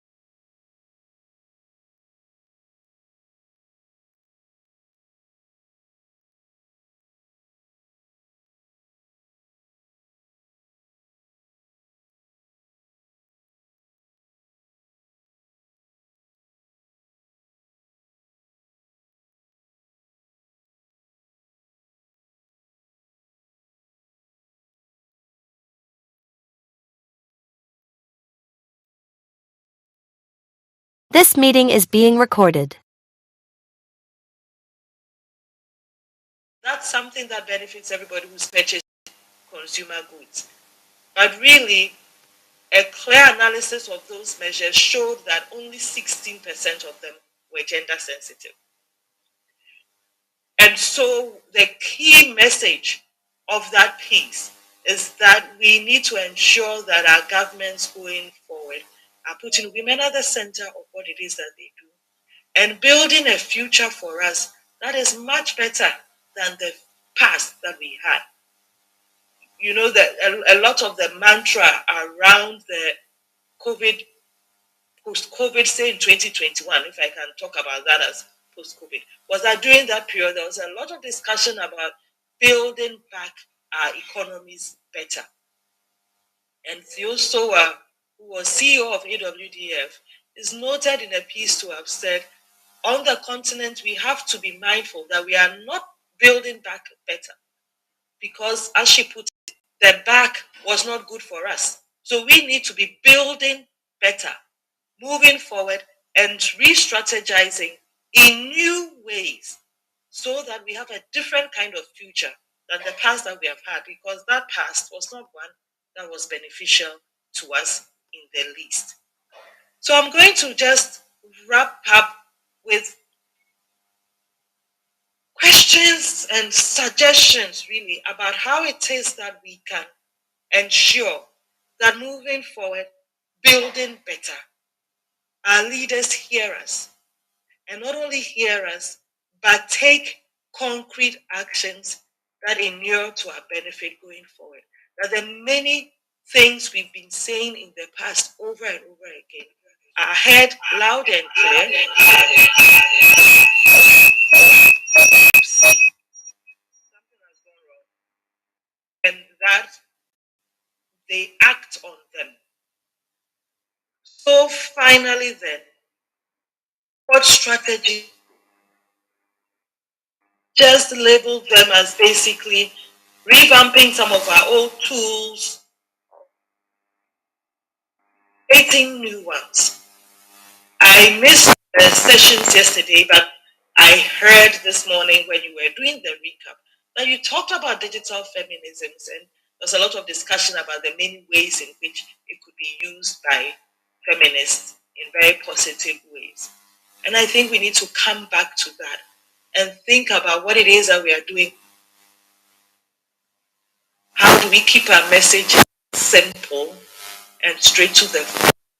How do we make sure that there isn't misinformation and disinformation, because there's a lot of that that's going around?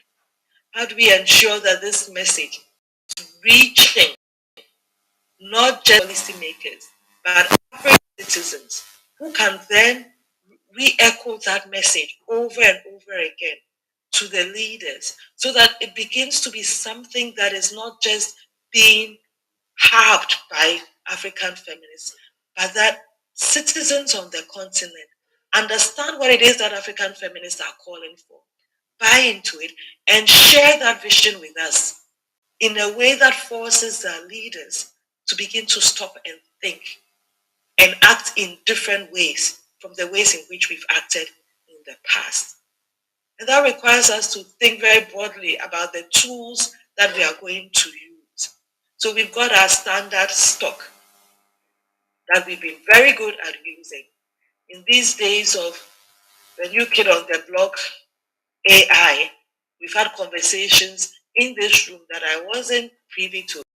I'm sure spoke about the perils and the potential benefits of AI. How are we going to use it? Are we going to be using it? In what ways we ensure that we use it in ways that benefit us without the cost? Is that possible? What would that look like? But clearly, we have to begin to think about new ways of ensuring that our message gets to those it needs to get to. And not just that they hear it, but that they act on it. So we have to be thinking about how to ensure that our message is heard and also acted upon.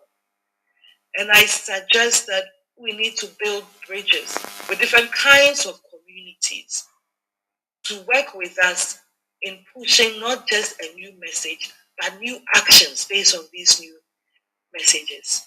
So one of the things that we've been doing well Feminist Africa is to begin to think about intergenerational collaborations to ensure that the messaging is not just about a message that feminists across generations and across the entire continent buy into and are sharing widely. We also need to think about building community across new communities. So what are we doing with many grassroots communities? There are many small groupings of women who are working in many different areas. They may not call themselves feminists. They work on issues that affect women. There are small groups of farmers, of traders, of dressmakers, of hairdressers across the continent, of teachers, and so on. How do we ensure that this message about the new kind of we want that speaks better to your concern to us. Production, for example, are taken on carefully by our leaders. I suggest that if we have youth organizations, message that we are sharing and building community with us to reinforce that message in the many different spaces they also find themselves. It will push our leaders to the which they haven't necessarily been pushed in the past. It will force them to begin to think anew about the many ways in which we get ignored, even though their actions hit us the hardest. We also have to begin to think about potential advocates among the between our different governments. What spaces are available to us to insert ourselves into conversations with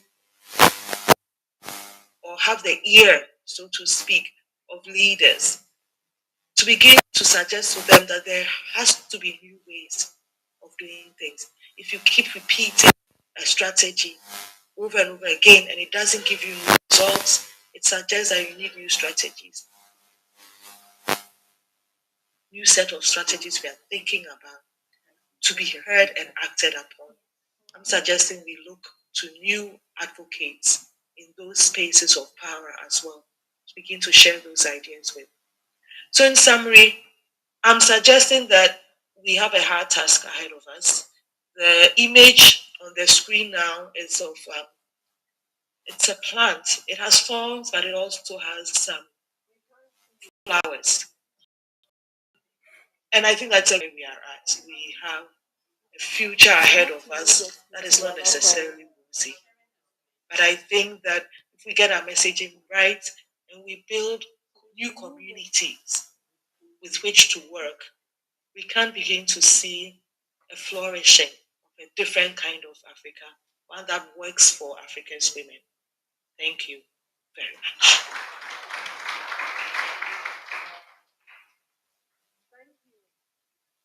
Thank you, Akosua.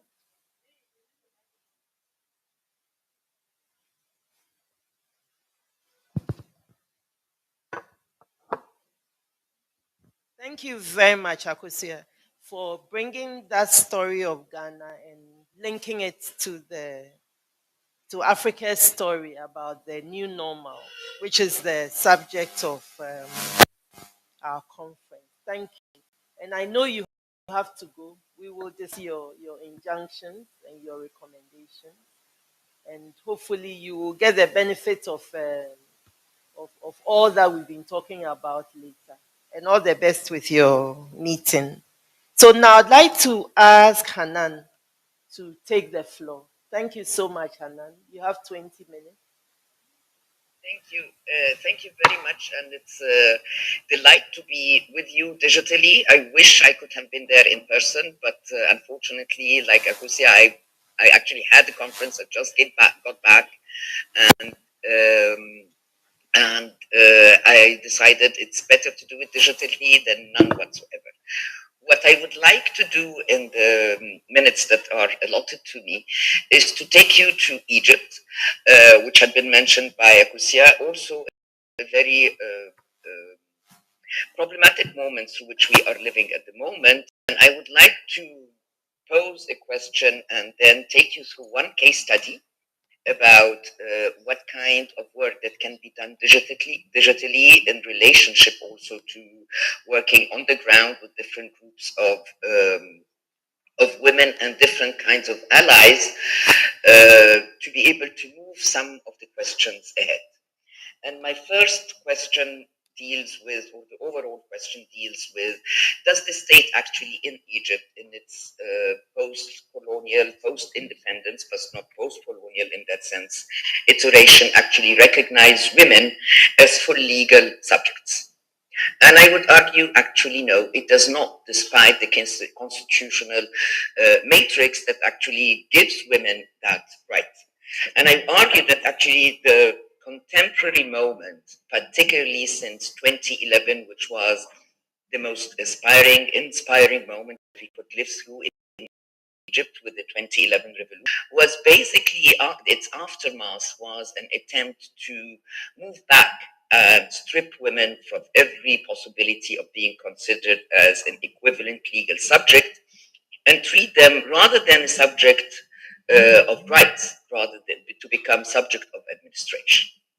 And the subject of administration is most clearly visibilized in the case that I'm dealing with, which is about what came to be known as El Wilaya Ha'i, which translates as Guardianship is My Right, campaign that started March 2021. I would like to take you for a few minutes through the larger context in which we are situated, both temporally and spatially. 2011, as I said, was a moment of great potentialities. However, it was also very quickly hijacked, and its aftermath, pandemic. And instead of seeing possibilities of cracks to allow people to move ahead, what we all witnessed is that the pandemic posed a moment of a possibility for regimes of power and control, whether by state agents, corporate, liberal structures, and marriage in that sense, to tighten the grip and to actually increase their violence against different sectors of the population, prime among them women. To give you a very concrete example, starting in 2011, when we witnessed an amazing presence of women as equal participants in producing political, economic, and social change in Egypt, the backlash was very intense in trying to remove women from sexual of labor to removal from decision making, to the extent that we went back to the debate, can women become judges or not?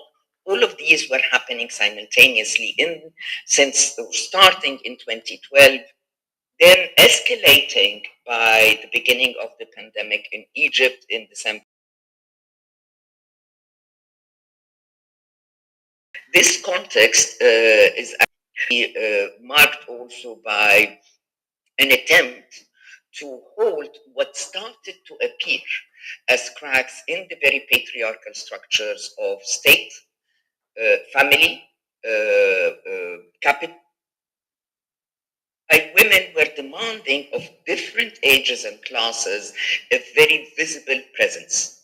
So that's why also the attack, that presence in the public space, was very intense. Let alone what happened, and we have several reports in Egypt document against women and younger women within households during the pandemic years, which is basically the beginning of 2020 until 2021, marked also by increased violence in the workspace. And again, as Akosua was saying in a few minutes ago, what we also witnessed is increased informalization of labor, so that the possibilities for women to engage in productive activities were diminishing. What's the campaign 2021?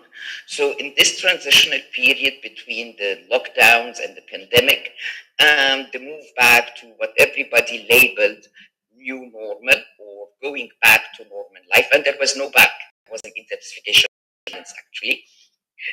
What started happening is that leaks of a new personal status law went through the media or became part of media announcements in February 2021. What the new proposed personal status law entailed in its clauses was denying women their right to marry with their guardianship, that women, widows, or their kids, custody of kids, do not have a right to the property, that the deceased or divorced person left behind. They need guardianship in order to be able to do anything in their lives and the lives of their kids. And this actually cut across class lines. So we're not only talking about a very particular marginalized working class women or unemployed women, but rather you can be a judge, very few judges. You can be a professor at the university, you can be a doctor, you can be a working class woman or an unemployed woman working as a vendor on the streets. And the right to be able to have custody over your children was denied, or was claimed to be denied in the law, but rather you needed to go through the whole lot of men figures as guardians in order to give you that right, always mediated by a male figure. The onslaught of that was a very serious media campaign that started on the hashtag on Twitter, primarily started by a group of feminists under the larger institutional rubric of the Women in Memory Forum in Cairo, that started this campaign taking stock of what the law was actually spelling out, or the proposed law was spelling out, trying to spread what are the different clauses that were taking place.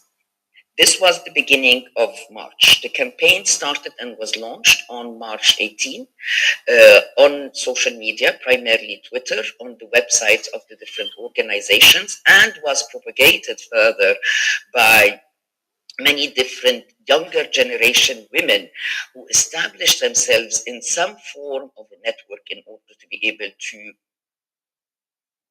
of women's rights within the transforming, very authoritarian, very patriarchal structure that was descending on Egypt at large, most visibilized in urban sectors.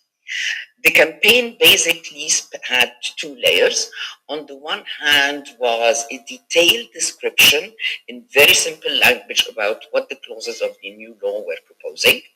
Second, it was starting a hashtag where women of different sorts, classes, because again, here is an interesting point to be made. Although the law supposedly is falling under the civil code, it actually takes its origin within a very particular definition and understanding of what Islamic Sharia would entail. Which meant that, what about women of different religious denominations? Do they fall under the rubric of the law, although they are more or less regulated by different church denominations in that sense, or not? In fact, over the last few years, since 2011, there was an attempt to squeeze everybody been construed as the civil law, the personal status law, with all its transformations and potential abrogation of women's rights, and including non-Muslim women at the same time. It's a very interesting movement. And how does religion come into this legal constitution of a legal person in Egypt? Were then translated into a number of graphic novels and designs that were trying to bridge the gap between the digital social media space as well as the on-the-ground space. Mind you, 2021 was the beginning of the disappearance of the lockdowns. There were still certain hygienic measures that were in place that were, and I would say hygienic under the rubric of surveillance, because that was what we had seen with the pandemic in Egypt, and all the lockdowns and the regulations were about increasing the surveillance and regulation of bodies on the streets of Cairo, along very clear also class lines that were embedded within them. So taking these testimonies, translating them, and collecting more testimonies about women from different backgrounds, about how they actually were confronting the possibilities of having any form of control over their lives and the lives of their children. So, for instance, one of the cases, one of the testimonies was about a woman who is divorced. Her divorcee, the husband, the former, the ex-husband, was demanding that she actually, before she gets married, about the marriage. A woman professor could not actually take her children, transfer them from one school to another without the permission of the husband. The property rights that are given to women after the death of a husband or a father were always mediated by another male figure, so that women and property, again, like during earlier colonial times, that link was very much instituted or attempted to be instituted in the new law.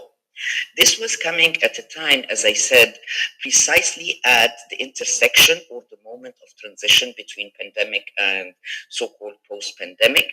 And one of the key things that we were witnessing in the various domains is literally an increased crackdown on any and violence on any of the gains that had been acquired by different groups of marginal groups who were demanding the rights, whether along gender lines, class lines, race and ethnicity lines, religious lines, were being eroded, or an attempt to erase them was actually taking place, counting on this little space as if it's a space of invisibilization for certain groups of people who would presumably not have access, and I'll come to this point in a minute. The lockdown, which created actually very fragmented, so to speak, communities of solidarities along different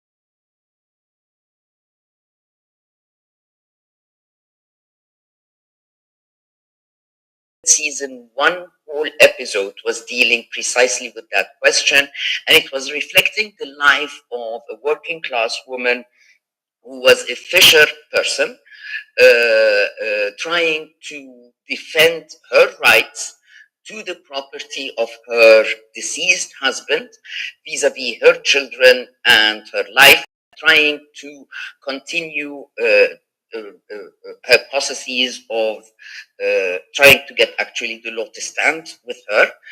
The drama ended in recourse legally, which raises for us the question, should we only think of state institution as our addressee in producing transformation, no matter how important it is, but that should not be the only way through which. Finally, 2 weeks ago, the same question was raised in front terms of a state orchestrated national dialogue with people making presentations in front of representatives of that national dialogue that includes the governing party as well as a number of opposition parties, with the attempt to actually move and pass the law that was drafted by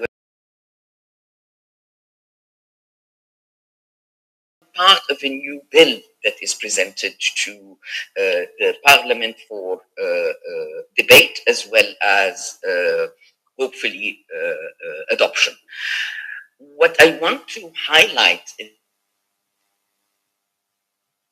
is that the outcomes are very contradictory and the scene is very contradictory.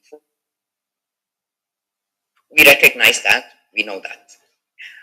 However, the main question that we come up with from that particular experience is, with the increased violence, with the increased legal abrogation of women's rights, in combining different kinds of solidarities along what Akosua was saying earlier, generation lines, old associations, new associations, finding new solidarity with other groups, so that the issues remain on the table in terms of, I mean, women of various backgrounds, not only professional, not to exclude them and to open up the space for different kinds of conversations. It's not an easy one. In fact, increased violence, authoritarianism, a very, very ruthless regime in terms of controlling and surveying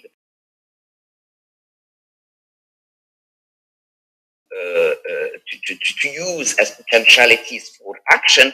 Despite all of that, trying to actually navigate through that very dense landscape is very important. Not that we are certain that the outcome of the campaign and the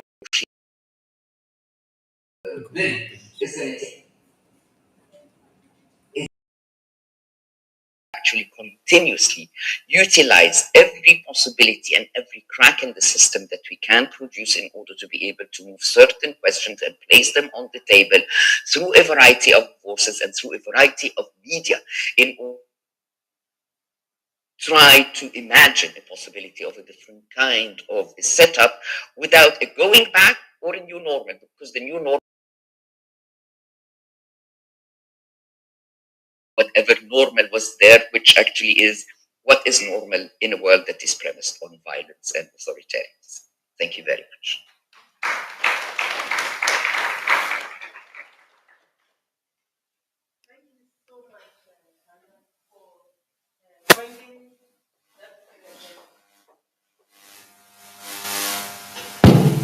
Thank you so much for bringing the story of Egypt at this time to us. What I found most striking about what you were saying was that, in a sense, it's in conversation with um, Lynn's paper about the Lynn's points about the law and legislation and so on. The state actually nakedly using legislation to oppress women and women struggling for alternatives with the understanding that it's hard, we don't know the outcome, but I really liked her final words about the importance of these solidarities working together to push back and to see this as a continuous struggle to keep the space open. So thank you so much, Hanan, for that window into an agenda of struggle which inspires all of us. So now I'd like to ask our last Chimwemwe, who's been represented by Buki, to make her presentation. Thank you, Buki. You have 20 minutes.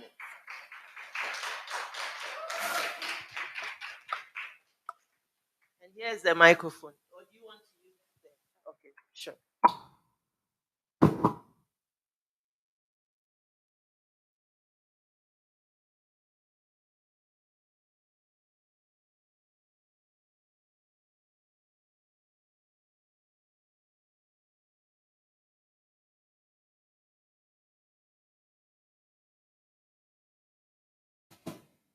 All right, thank you.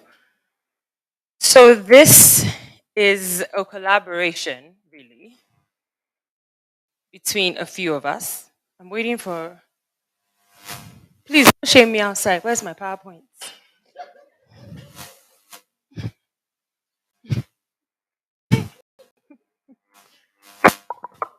Please on thanks. All right, but this is a collaboration. As was said, Chimwemwe was supposed to present this, but because of visa issues, she couldn't make it here because her passport is at the Dutch embassy. So I shall be presenting on her behalf. But then also the PowerPoint was also designed, and then we're also going to be having a performance by Joyce. So we're making it creative. Yes. So as we figure out the PowerPoint, I guess I am going to start. So as Chimwemwe was conceptualizing her thoughts around this idea, one of the things that she did is that she reached out to 15 other African feminists and asked them a few questions. And so I'm going to ask you those questions as well. And it would be good for you all to think about it. So the first.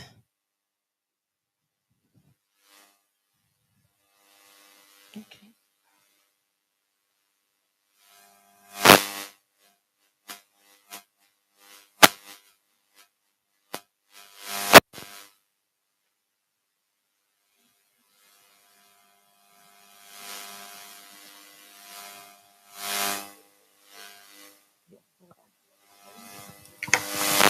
I didn't think I was the one who was going to present it, so I downloaded it, so let me just do that.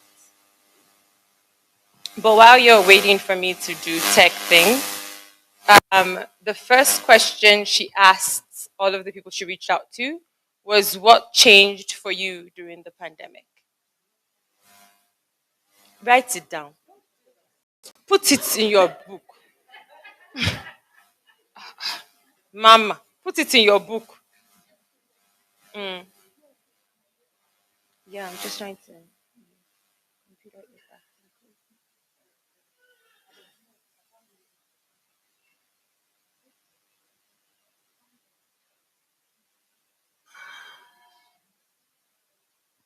No, my computer is just slow. It's very old. That's just the problem. So if anyone wants to sew a computer into my life, feel free. Hmm? Yeah. I think we're ready.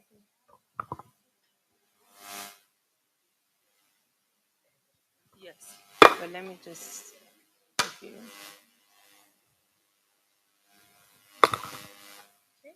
Think we're good. All right. Okay. Now let's go. So you can see this was conceptualized by Chimwemwe, support for her. It was divined by Yvonne, and Joyce is performing. So hopefully you can see it. So the first question, as I was saying, was, what changed for you during the pandemic? Yep. Please do. And also ask them, what are your post-pandemic strategies? at the individual, organizational, and community level. So really asking them to share what their strategies were. And then, what are the post-pandemic strategies that we should not lose sight of? So those were the 3 questions that she asked 15 women. And for me,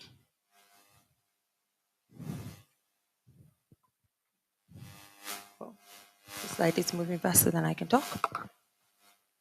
But for me, I thought deeply about the pandemic and what that meant for me, because I really felt that I changed a lot during the pandemic. I went from being an extrovert into an introvert in many ways, which was very difficult. But more than anything else, it also it gave me a lot of hope that there was possibilities for change at other levels. And we'll discuss that. But so we gathered a few of some of the things that were said, and Thabita, who's pictured here, shared about the fact that this made her think more of the issue of health and family. Not that she didn't know that it was important, but the issue of health and well-being was at the forefront. And in the field that she was also working on, she was also thinking about the issues of resilience. She was working around crisis management. So you can imagine somebody who's working around crisis management and the pandemic happening, and you realizing that we did not have resilient systems. And that was important. Toyi, who's a healer and who works on restorative justice, brought her ideas around that and specifically talked about healing, taking care of our mental health. And I really liked what she talked about in terms of vulnerability as power, because we've been having many conversations about power this week and imagining how we can be vulnerable and how that can be powerful, but also talking about healing justice and linking the healing that we do at the individual level to the systematic change that we need to do.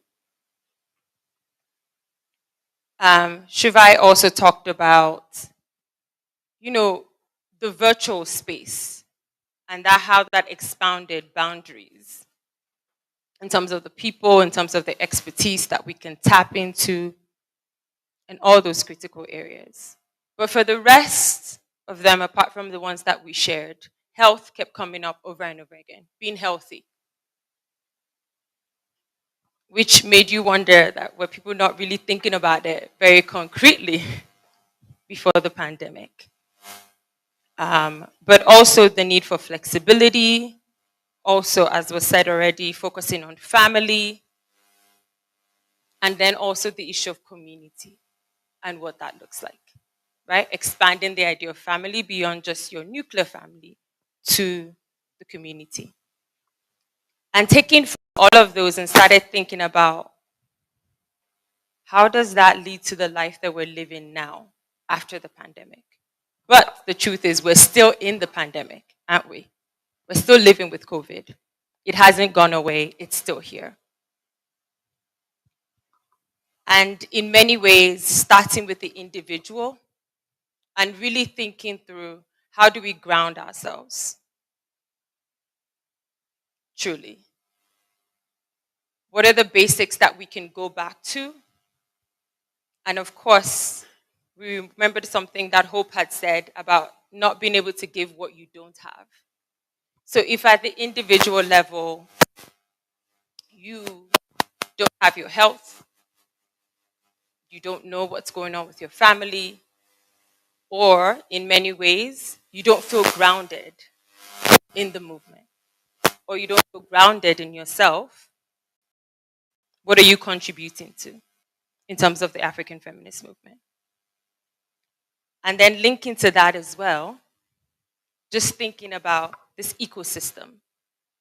And that came up as well, just looking at nature, but also looking at the movement and the community that we have.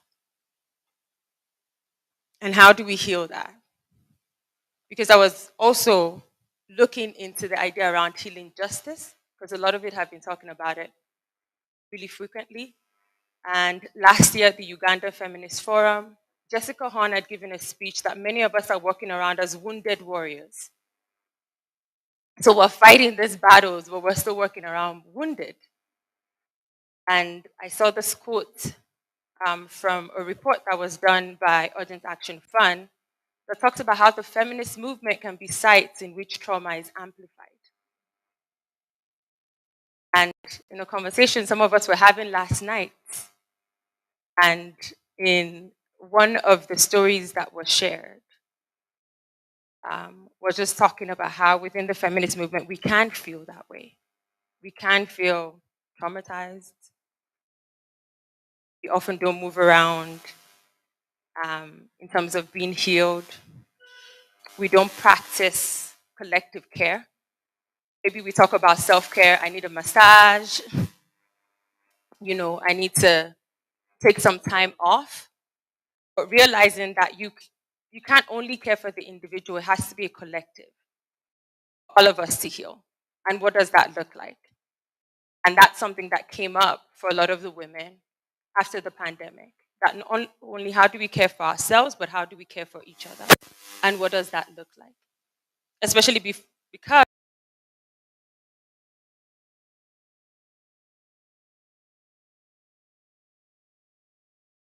systems, not only are we fighting them because we want change, right?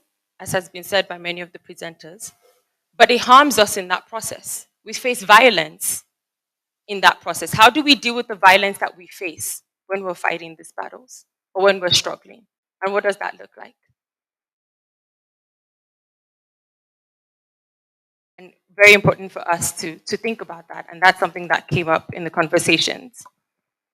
And that led me to a long quote that was by Sadia Hartman. She's African American theorist, writer, scholar. And there's something from a book. She was talking about how can we live. And something that she said really struck me in one of the quotes, where it said the space for our love, our care, and our dreams will have to be taken like everything else. And for me, that resonated with me.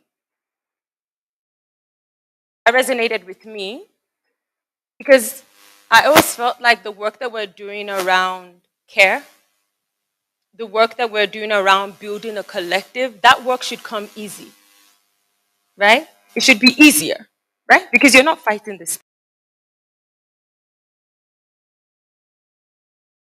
They're meant to be the places where we're safe, right? But this was just a reminder that that was just another site.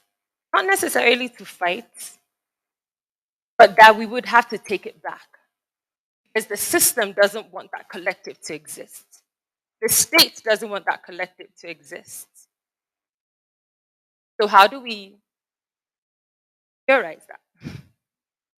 How do we take that seriously and not see it as a side part of the work that we're doing, but that is also the work. That work of loving is also the work, right?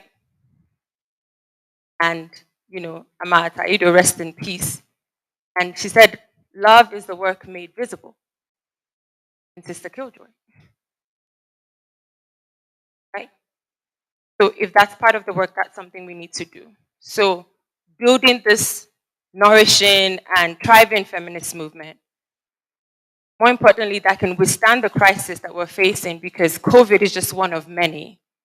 We have the climate one in front of us.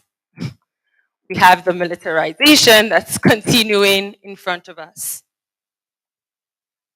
We have all this. What do we have on our side? What are we learning from the pandemic? And if we want to build this movement that is going to be able to withstand the crises that are already here and the ones that are coming, then we need that.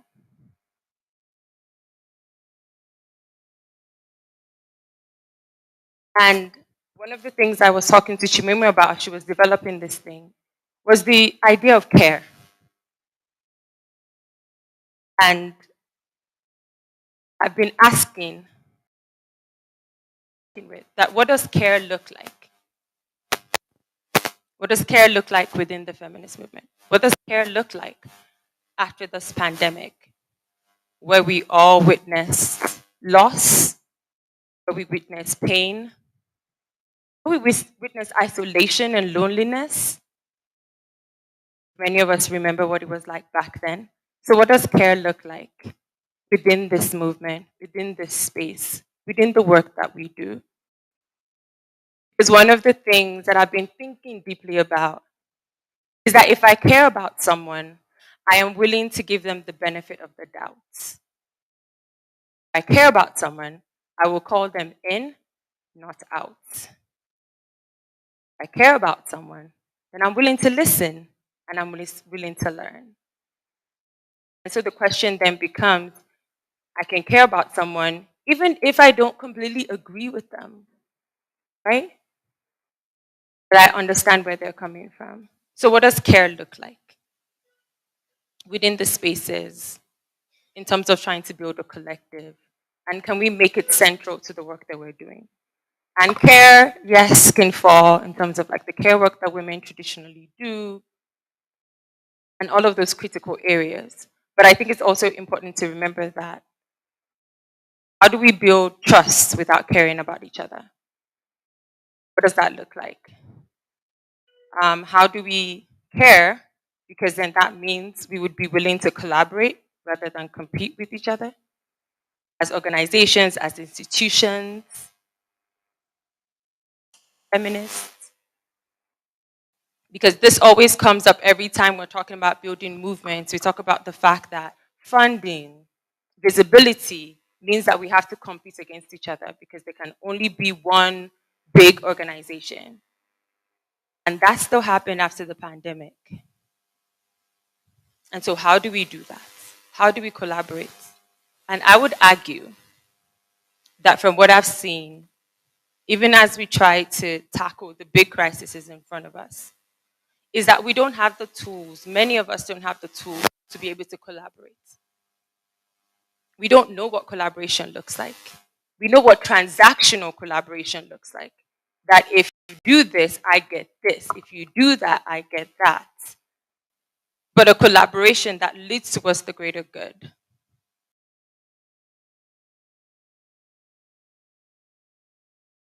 Is that if we're going to overcome any crisis, we're going to need that. Right? And that being important. And in being able to also look at the different ways in which we function within the state and the different ways in which the systems oppress us. And the differences that come from that and the similarities that come from that as well. How do we engage with that? How do we discuss that without losing ourselves, without losing each other? And that was another conversation that we had. And that was important for us to be able to think beyond the pandemic, how do we do that? How do we connect those dots? Then we also started discussing the issue of feminist leadership. Because we could argue that now more than ever, we need feminist leadership. We need the kind of leadership that builds on the definition that Njala shared, right? Around African feminism.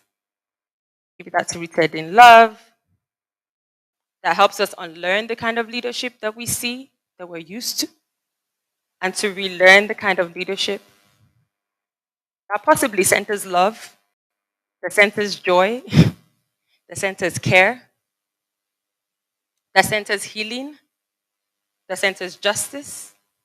And what does that look like? And what are those principles? But more than anything, that centers the ways we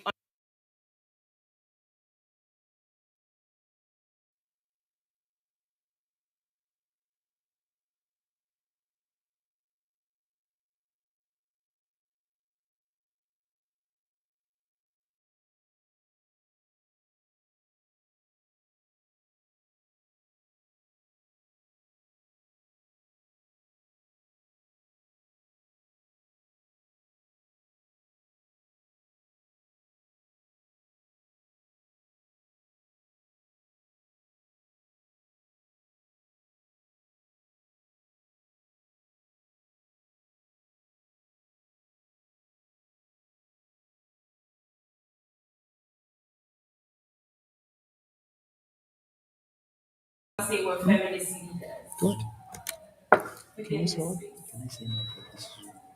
And as we were talking about that, the difficult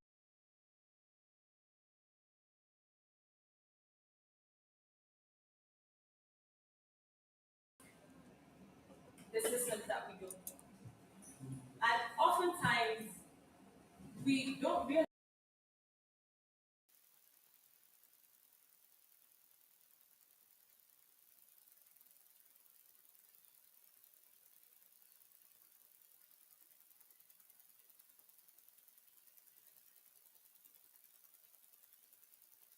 differently. It means that we're engaging with it differently. But that unlearning process is not an easy one. And we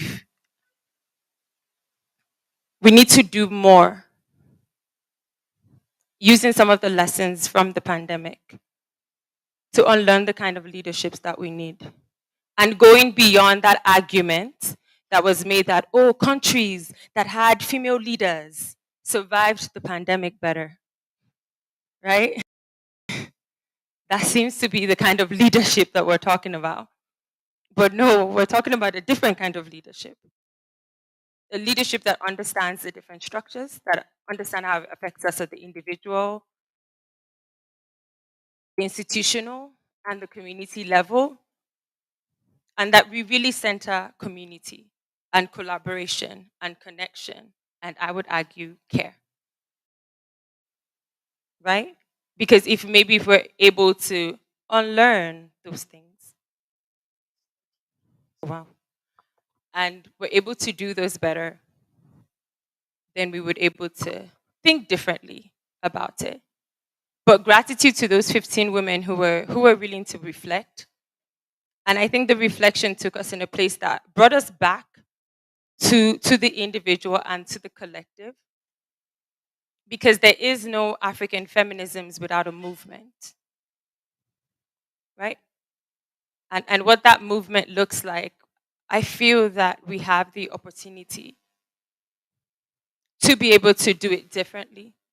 And even from yesterday, thinking about the conversations that we had, that we can have, and from the different conversations that I've had, that we can have a joyful movement, that we can build joy into that movement, that we can build care into that movement. Because truly, I think if we do that, then we can offer an alternative that people are looking for. Because one of the things I've been looking at is understanding the what I argue, and for many of you that I've talked to about this, is that I feel like there's a radicalization that happened to different communities.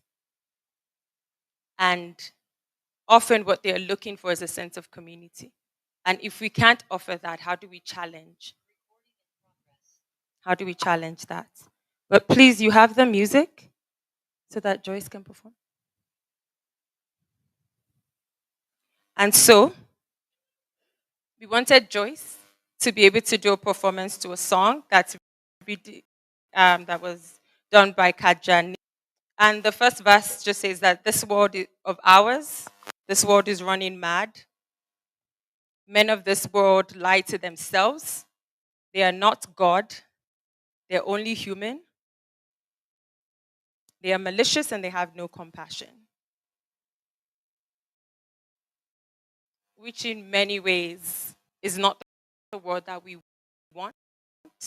And we want to change it to a different kind of world. So as we, huh? Oh God. This technology business, is it not supposed to make things easier?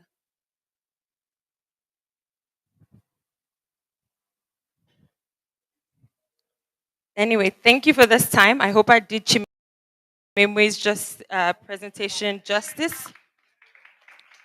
And so we would have the performance and we will wrap it up there. Thank you so much.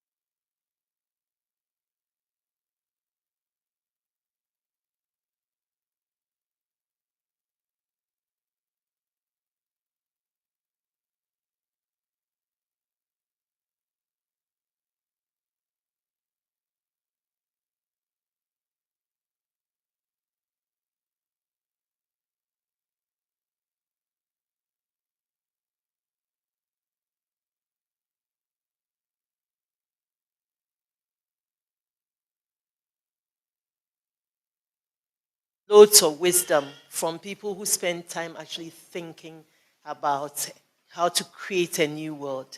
And we really thank them for their generosity and for their reflections. So the floor is open now. Um, yes, please, Leah.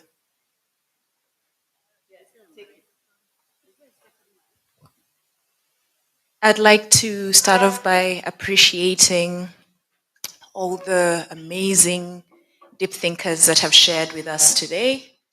I'll start off by giving my compliments to Joyce, not only for the dance, but also the really, really beautiful jumpsuit. And I'd like to find out where you got it. The jumpsuit, it's beautiful.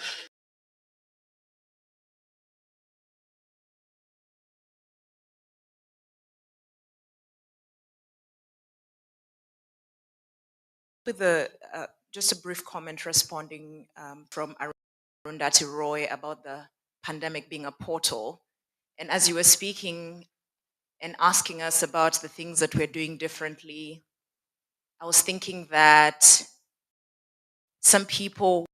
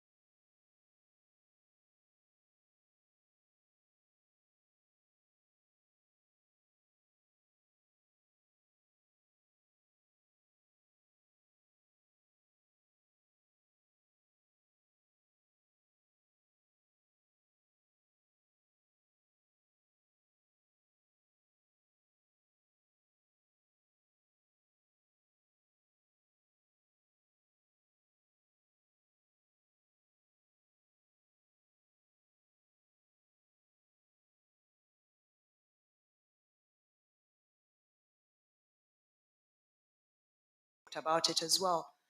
That is something that we really, really need to consider as community organizers, as NGOs. I always use this example, and an old colleague of mine talked about it as well and said, unless you're doing service delivery work, why are you, as somebody that works in an NGO, on call? Like, why are you working over the weekend? Are you developing the COVID vaccine? Like, is your work so important that people's lives depend on it? But I also thought about, you imagine someone who operates a duka, like a small shop. And so you're thinking, maybe I need to have my shop open for 2 more hours. Instead of closing at 7 p.m., let me close at 9 because I might get 2 more customers. But you as an NGO, why are you working from Monday to Friday? Like, which customer are you expecting to come in and buy something so that then you can get some money? So you understand those contradictions. So we're saying that we could work differently. We could do all this amazing work that we do within a shorter time. We've talked about how technology has been introduced to make our work easier, but we are not questioning. Yeah. Can you round Okay, up? all right. Otherwise, But colleagues will not have the I'm chance. sorry. Yeah. I forgot that we have just 30 minutes. But I actually wanted to spend the majority of my intervention just responding to Lynn, who I feel has provided just the most sumptuous theoretical grounding in thinking about violence and post-colonial processes of accumulation and how women's labor is implicated in that. And of course, I'm interested in this because, first of all, it's my dissertation topic, what I presented on Monday about women's labor migration. And siblings within this room have already approached me in different corners and helped me think differently about some of the things that I talked about, and I truly appreciate it. Yesterday, Sarah was saying, you know, you need to historicize this a bit more. These processes of exploitation of women is not a new phenomenon. It has just been formalized, and she actually did talk about prostitution. And I liked how you said, I mean, you provided an example of, while men are working in factories, women needed to be brought to continually do the work of social reproduction by providing sexual services. So I thought that was really interesting. But my question to you specifically is about you talking about the bifurcated nation state and how women are kind of pulled in both directions. So on the one hand, women being marginalized or constructed as marginalized and having to participate or hew to the, let me see, I think like just to those traditional institutions, like they're customary subjects, and then also them as being subjects of modernity and therefore being protected by human rights instruments that we talk about. We talk about CEDAW and all these other things, but also you're asking, what does it mean for us to get legitimacy from the state that also abuses us? How do we get recognition from the same processes that abuse us and misrecognize us and can take away that recognition through the law? Therefore, in terms of thinking about women's liberation, like where should we pitch? Because I was thinking about women's political leadership specifically. While on the one hand, you're supposed to be this modern woman, the requirements are that you should have gone to school, which speaks about modernity. You can speak some English, and so then you can go and speak to your constituents and ask to be elected. But at the same time, you're supposed to maintain this tradition. That's really the question. So yeah, so how do we deal with those tensions? Thank you so much. I'm going to be shorter than Leo. Very brief. Please. You've asked Please be 5 very questions. brief, yeah. Okay. Yeah, a little bit linked to that, to Lynn, is this conversation about the role of the state and working in regional and global spaces. There's like a sort of battle that you take on to defend the role of the African state against this narrative that the African state is incapable of providing for her citizens. That's why you need the IMF. That's why you need the World Bank. You need technical assistance. But then when you speak to, and it kind of feels bipolar, because as a Kenyan living in Kenya, the state is violent on so many people, class, ethnic, gender, all of those things. And so how do you sit with the two things? What does that look like, and what does the articulation look like? And it's very messy in my head when I speak to people working at a national and local level. They're like, get the state away from us. They bring nothing but violence. They're violent on us, our bodies, our economies, and all of that. But in a global economic framing, there's a political ask to defend that state that is equally, So Thank you. Yes. Thank you so much, Lynn, and the entire crew. I think the microphone is just taking a seat. I'll build on to what Leah started with, the issue of... No. Hanan asked us a serious question of, should we only look at the state agencies as the only place for transformation? And for me, this hit hard because as people who are in the civil society have actually centered power around the state.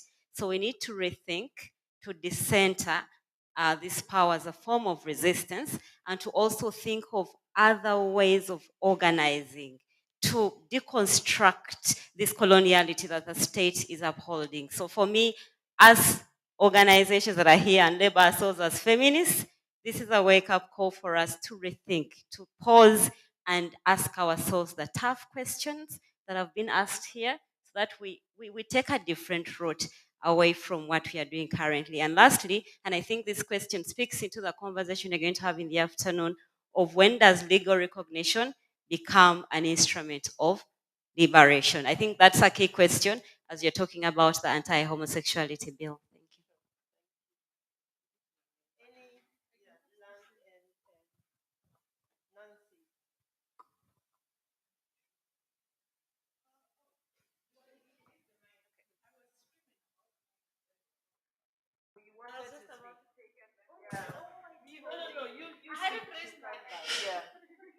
you. Okay, thank you so much, Lynn and Hanan and Akosua and Buki for the presentations, taking us through Ghana, Egypt, Kenya, economy, states, violence, organizing. The captive maternal haunting me. And I really, and this question around labor and how we respond, the strategies, I wonder whether we're organizing, but organize around what questions. And I really feel like maybe it's right in front of our face. If you are, when labor is being exploited, you go on strike. Are these the, are we coming up, particularly in a post-COVID moment, which told us so many things? I mean, there was a certain crystallization. Things were made clear, and they were made clear for everybody. That was the difference between that particular crisis and others that are more local. But really a question of whether the strategies and the respond to an endless sort of violence, and a violence which is now re-entrenching itself, as we hear from the Egypt example, like, you know, is this enough? We need to do much more, and Lynn's analysis is telling us that. And I'm really sorry I didn't know about the Egypt case. I don't know if I'm the only one, but I'm quite embarrassed about it because it's sort of my job. But thank you for sharing that, and maybe a lesson that we all need to be about what's going on in other countries, because there are some, we learn from it, and it's you know, it's going round and round. So I think it's such a big case that I don't know how we all missed it, but we should ask ourselves why, if I'm the only one. Sorry, I'm just.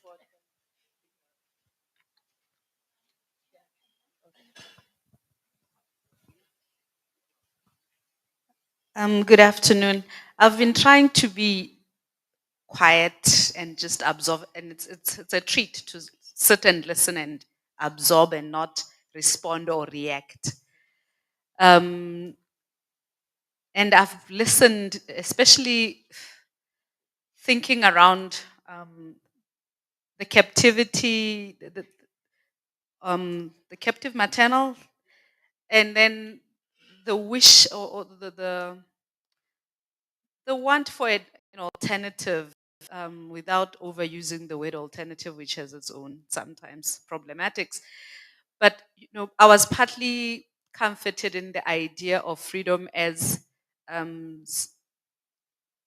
not as these small. They may look small, but these are opportunities for rupture here and there, and not as like a final grand. However, not however. I don't want to say however. And then I was listening to your presentation, the last presentation, which really now hit home. Because while I've been here, I've been going through a crisis of coming late, not because I want to be late, because I'm handling some other not so pleasant moments around advocacy. I am a board chair of an LGBTQ movement in Botswana. And when you're talking about what would feminist care look like when sometimes you need to call out, the idea of calling in rather than calling out. For many years before I held this position, it was easy to analyze and unpack and provide alternatives. Now I find myself stuck in a situation where if there's an administrative malfunction or impropriety, I have to act not in a way that looks like care to me because it is punitive. And in an environment where you are managing an organization and having to fire the finance manager, suspend the CEO, but it's an LGBTQ movement. And part of me wishes that I didn't have to do that, because the first day I arrived, then there's an anti-homosexuality law.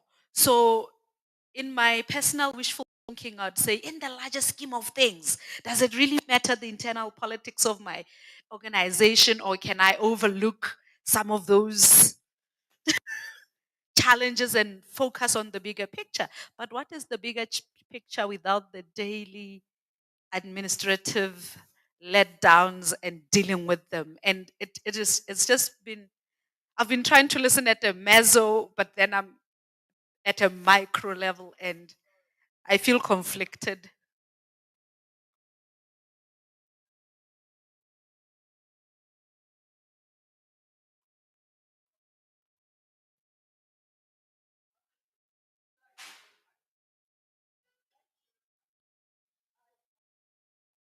This morning's menu. I didn't know what to pick from it. So I appreciate Joyce. I appreciate you all, but I want to focus on Joyce. Someone who has come from outside, has not been so much part of this sector, but she has made herself part of it. But much more, Joyce, for bringing artistic expression in our movement, in our meetings. We work on difficult issues, and sometimes we need art to garnish the work that we do. It's all work. Thanks so much, Joyce.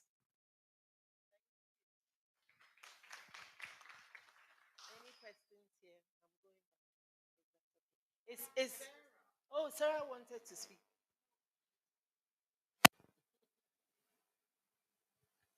Thank you. Breathe, yes. But Lynn's things was complicated. Honestly, you know. So, my adding my voice of thanks and appreciation. That was really, really, really, actually deeply troubling, which is good because it struck a chord. So, Lynn, you know, I really hear you. And I think a common theme has been let us be consciously aware of what we're doing, lest we, you know, ultimately legitimize the very processes that we are trying to challenge. And as you said, the legal strategies have been a key strategy. But your comment about it actually, you know,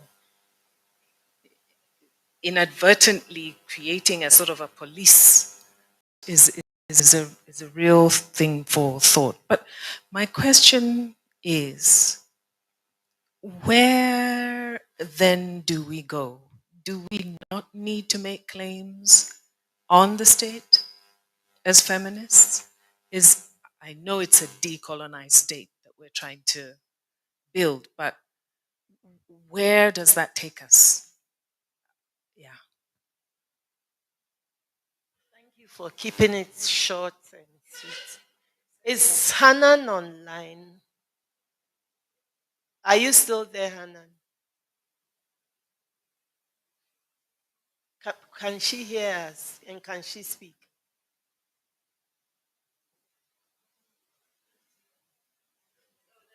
Okay. So Hanan, you have a minute or two to react to any of the questions that were raised from the floor.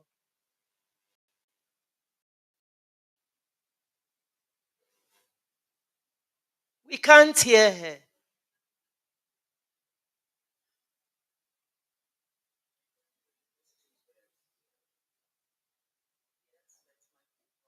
I couldn't.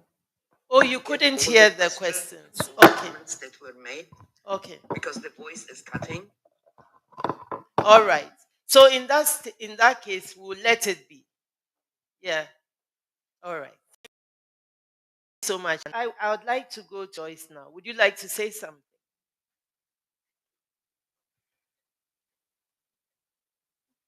Wow.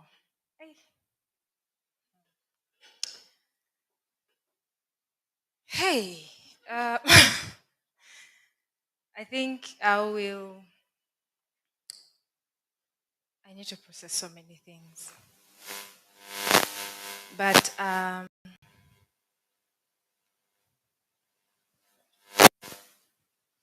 I ask for a moment to breathe? Yes. Um, there's a lot that has been brought to my mind since I joined. I have come in as an instructor, a yoga instructor, and I must say, from yesterday that I joined, there's a lot that I am unlearning, and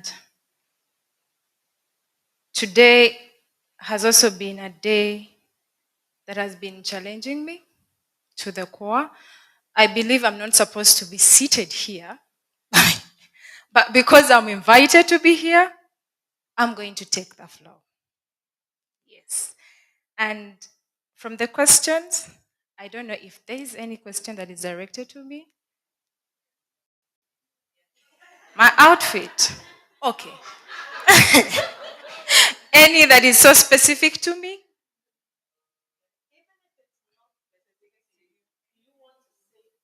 Anything. Okay. I think one of the things that, as I was performing, that showed up and have been showing up again is we have to, even me myself including, we have to give chance to things that have been existing to flourish. Not just the fact that there is a new normal. Before the new normal, there was something that was existing, and we are tapping from what was existing to come to the new normal. So not just pushing away everything. An example of the mask existed before COVID. The headphones existed before COVID. Even feminism existed before COVID. And yes, I know we are all in the room and we are challenged to, show up and do things differently. We are fighting that. But let's not push away the fact that there was us before us, who is now. Like, there was Joyce before the world dictated who the world wants me to be. Yeah, so I think that's what I would like to leave on the floor. That I am an artist, and I've always looked for my way into feminism because that's what they tagged me at home.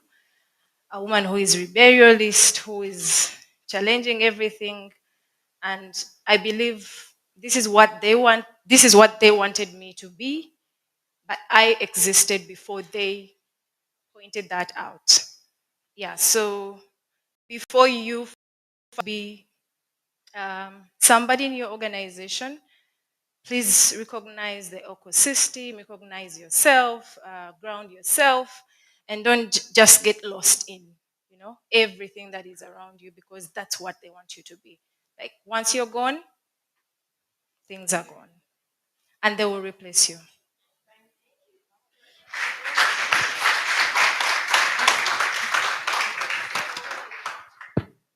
Thanks. Just a few things, just to respond to you in terms of the calling in and the calling out. And I think maybe something I didn't get a chance to talk a little bit more about is accountability. Because with capability, and when we were talking about healing and being restored, it's that we cause harm, whether we want to or not, within the space and within the movement. And so, how do we address those harms? What does redress look like? And how do we create the spaces for that? Because one of the things I think has been difficult as part of the movement building work is the fact that we don't also know how to deal with conflict and how to deal with harm. And that has happened very quickly within the movement, where we also then report harm to the state, right? Because we don't know how to address the conflict, and then the state then brings violence onto the communities that we work with. So for me, just thinking about your question is also tying it to the fact that if we don't always have legal remedies, then what ways do we deal with harm? Do we deal with conflict? Do we deal with the trauma? There are no easy questions, but maybe that's part of the work that we need to do post-COVID, and even in thinking about the role of the state and of course this you can attribute it to the work that's been done around abolition, and also just the work that is being done in us realizing that currently a lot of us, in trying to figure out what the impact would look like, what freedom, I'm going to borrow that word, that what freedom would look like. Freedom would not be the passage of a law, right? Or even that the fact that they're targeting the Maputo Protocol right now. Would freedom look like maintaining Maputo Protocol, even though our states, most of our states have some reservations on it, or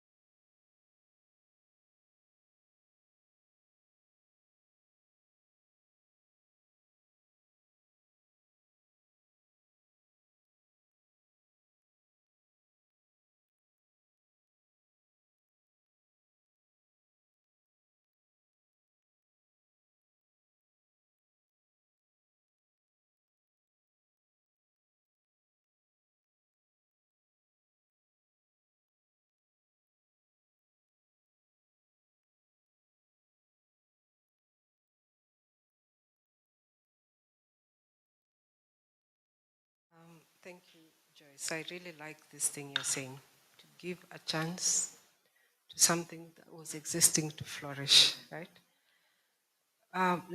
Your question about, I don't think it's that there's one way of doing things. I think, when you think of this bifurcation, I think that there's parts of how we understand the world and exist in this, the actually existing political, which has been legitimated.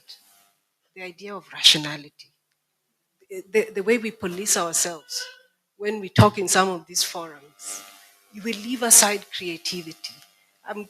This is, now is work. It's really important in this space. Who told us to stop being creative? This is the point that Joyce is making, right? So the parts of us that conform to a kind of masculinist, patriarchal form is legitimated. Other things that are not even soft, just creative and out of the box, illegitimate. We are being extra. This is how feminists have always been confined. And I think, where should we pitch? I think we have to insist on difference. We are, the liberal regime is concerned with a universal notion of who is human, right? I always give this analogy of how human rights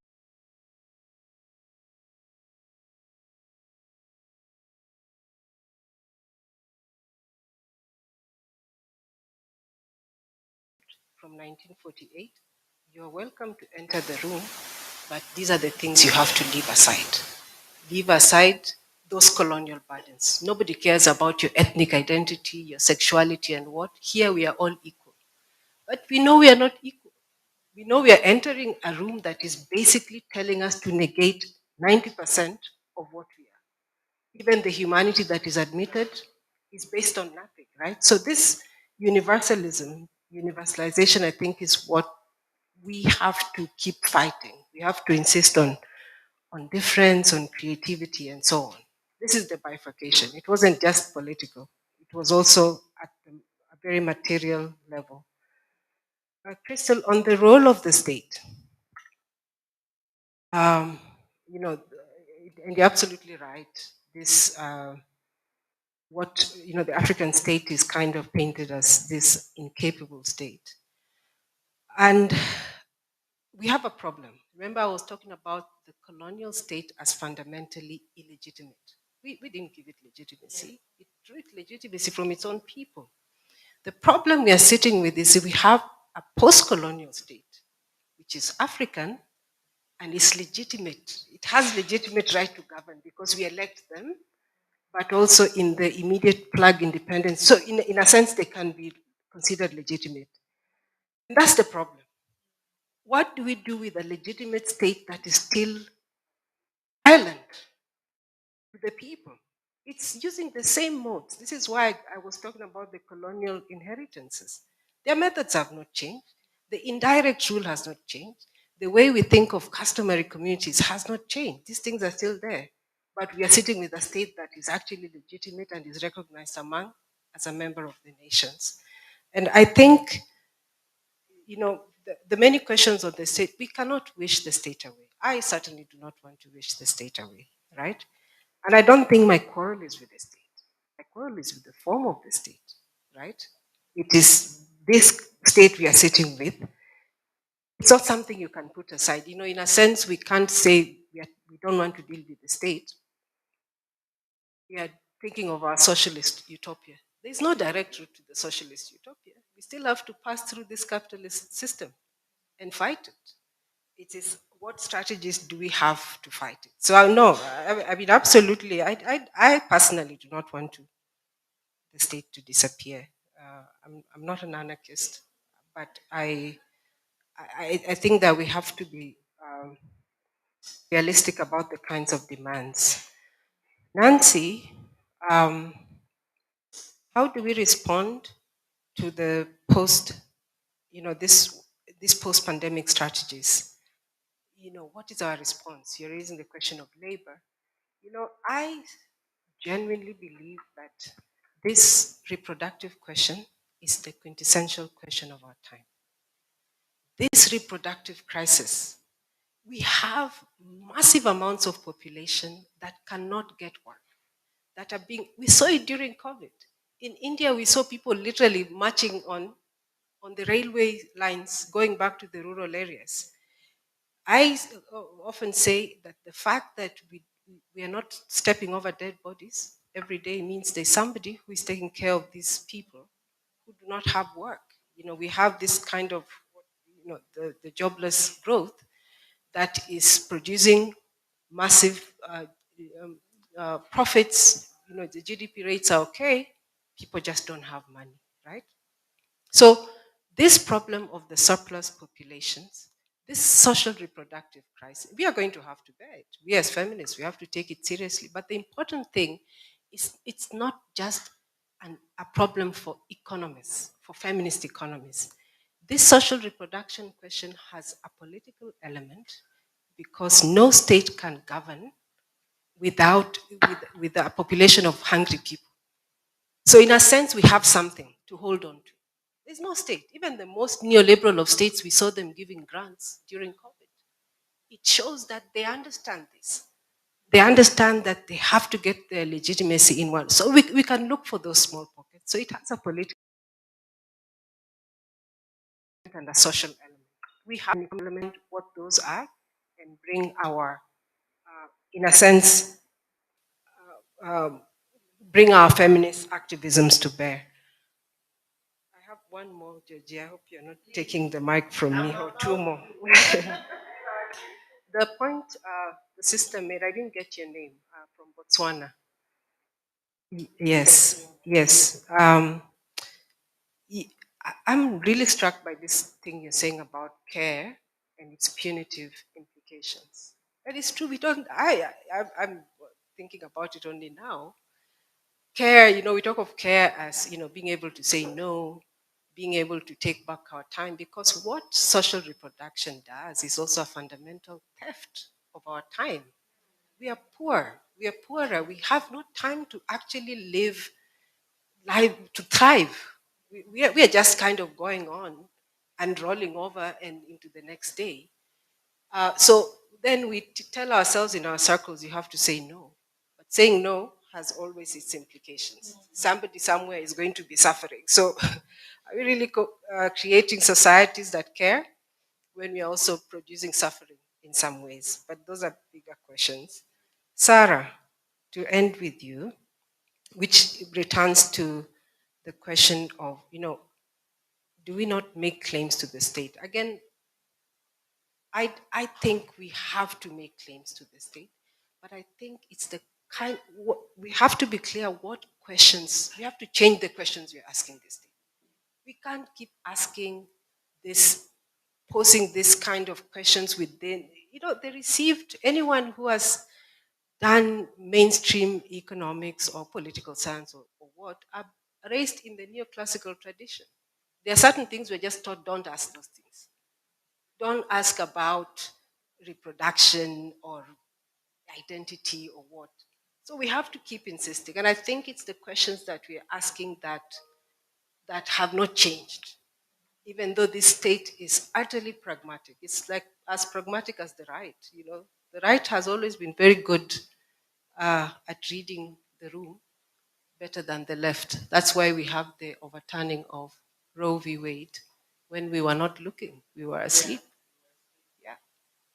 Anyway, thank you very much for your.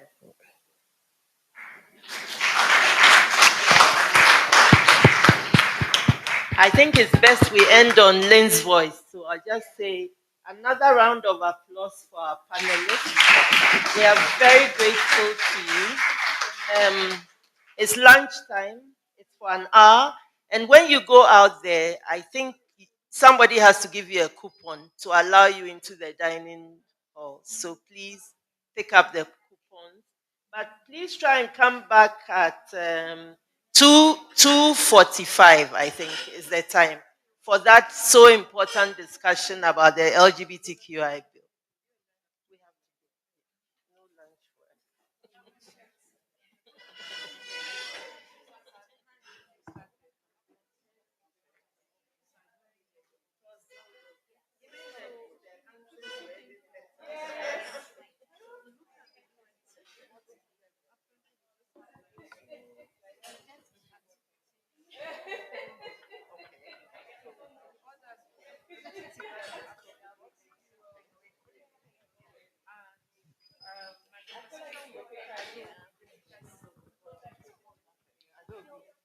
Or Mary Jane. Or do you want Okay, yes. So when I went outside, so basically her concern is no, for her, she didn't understand what I meant by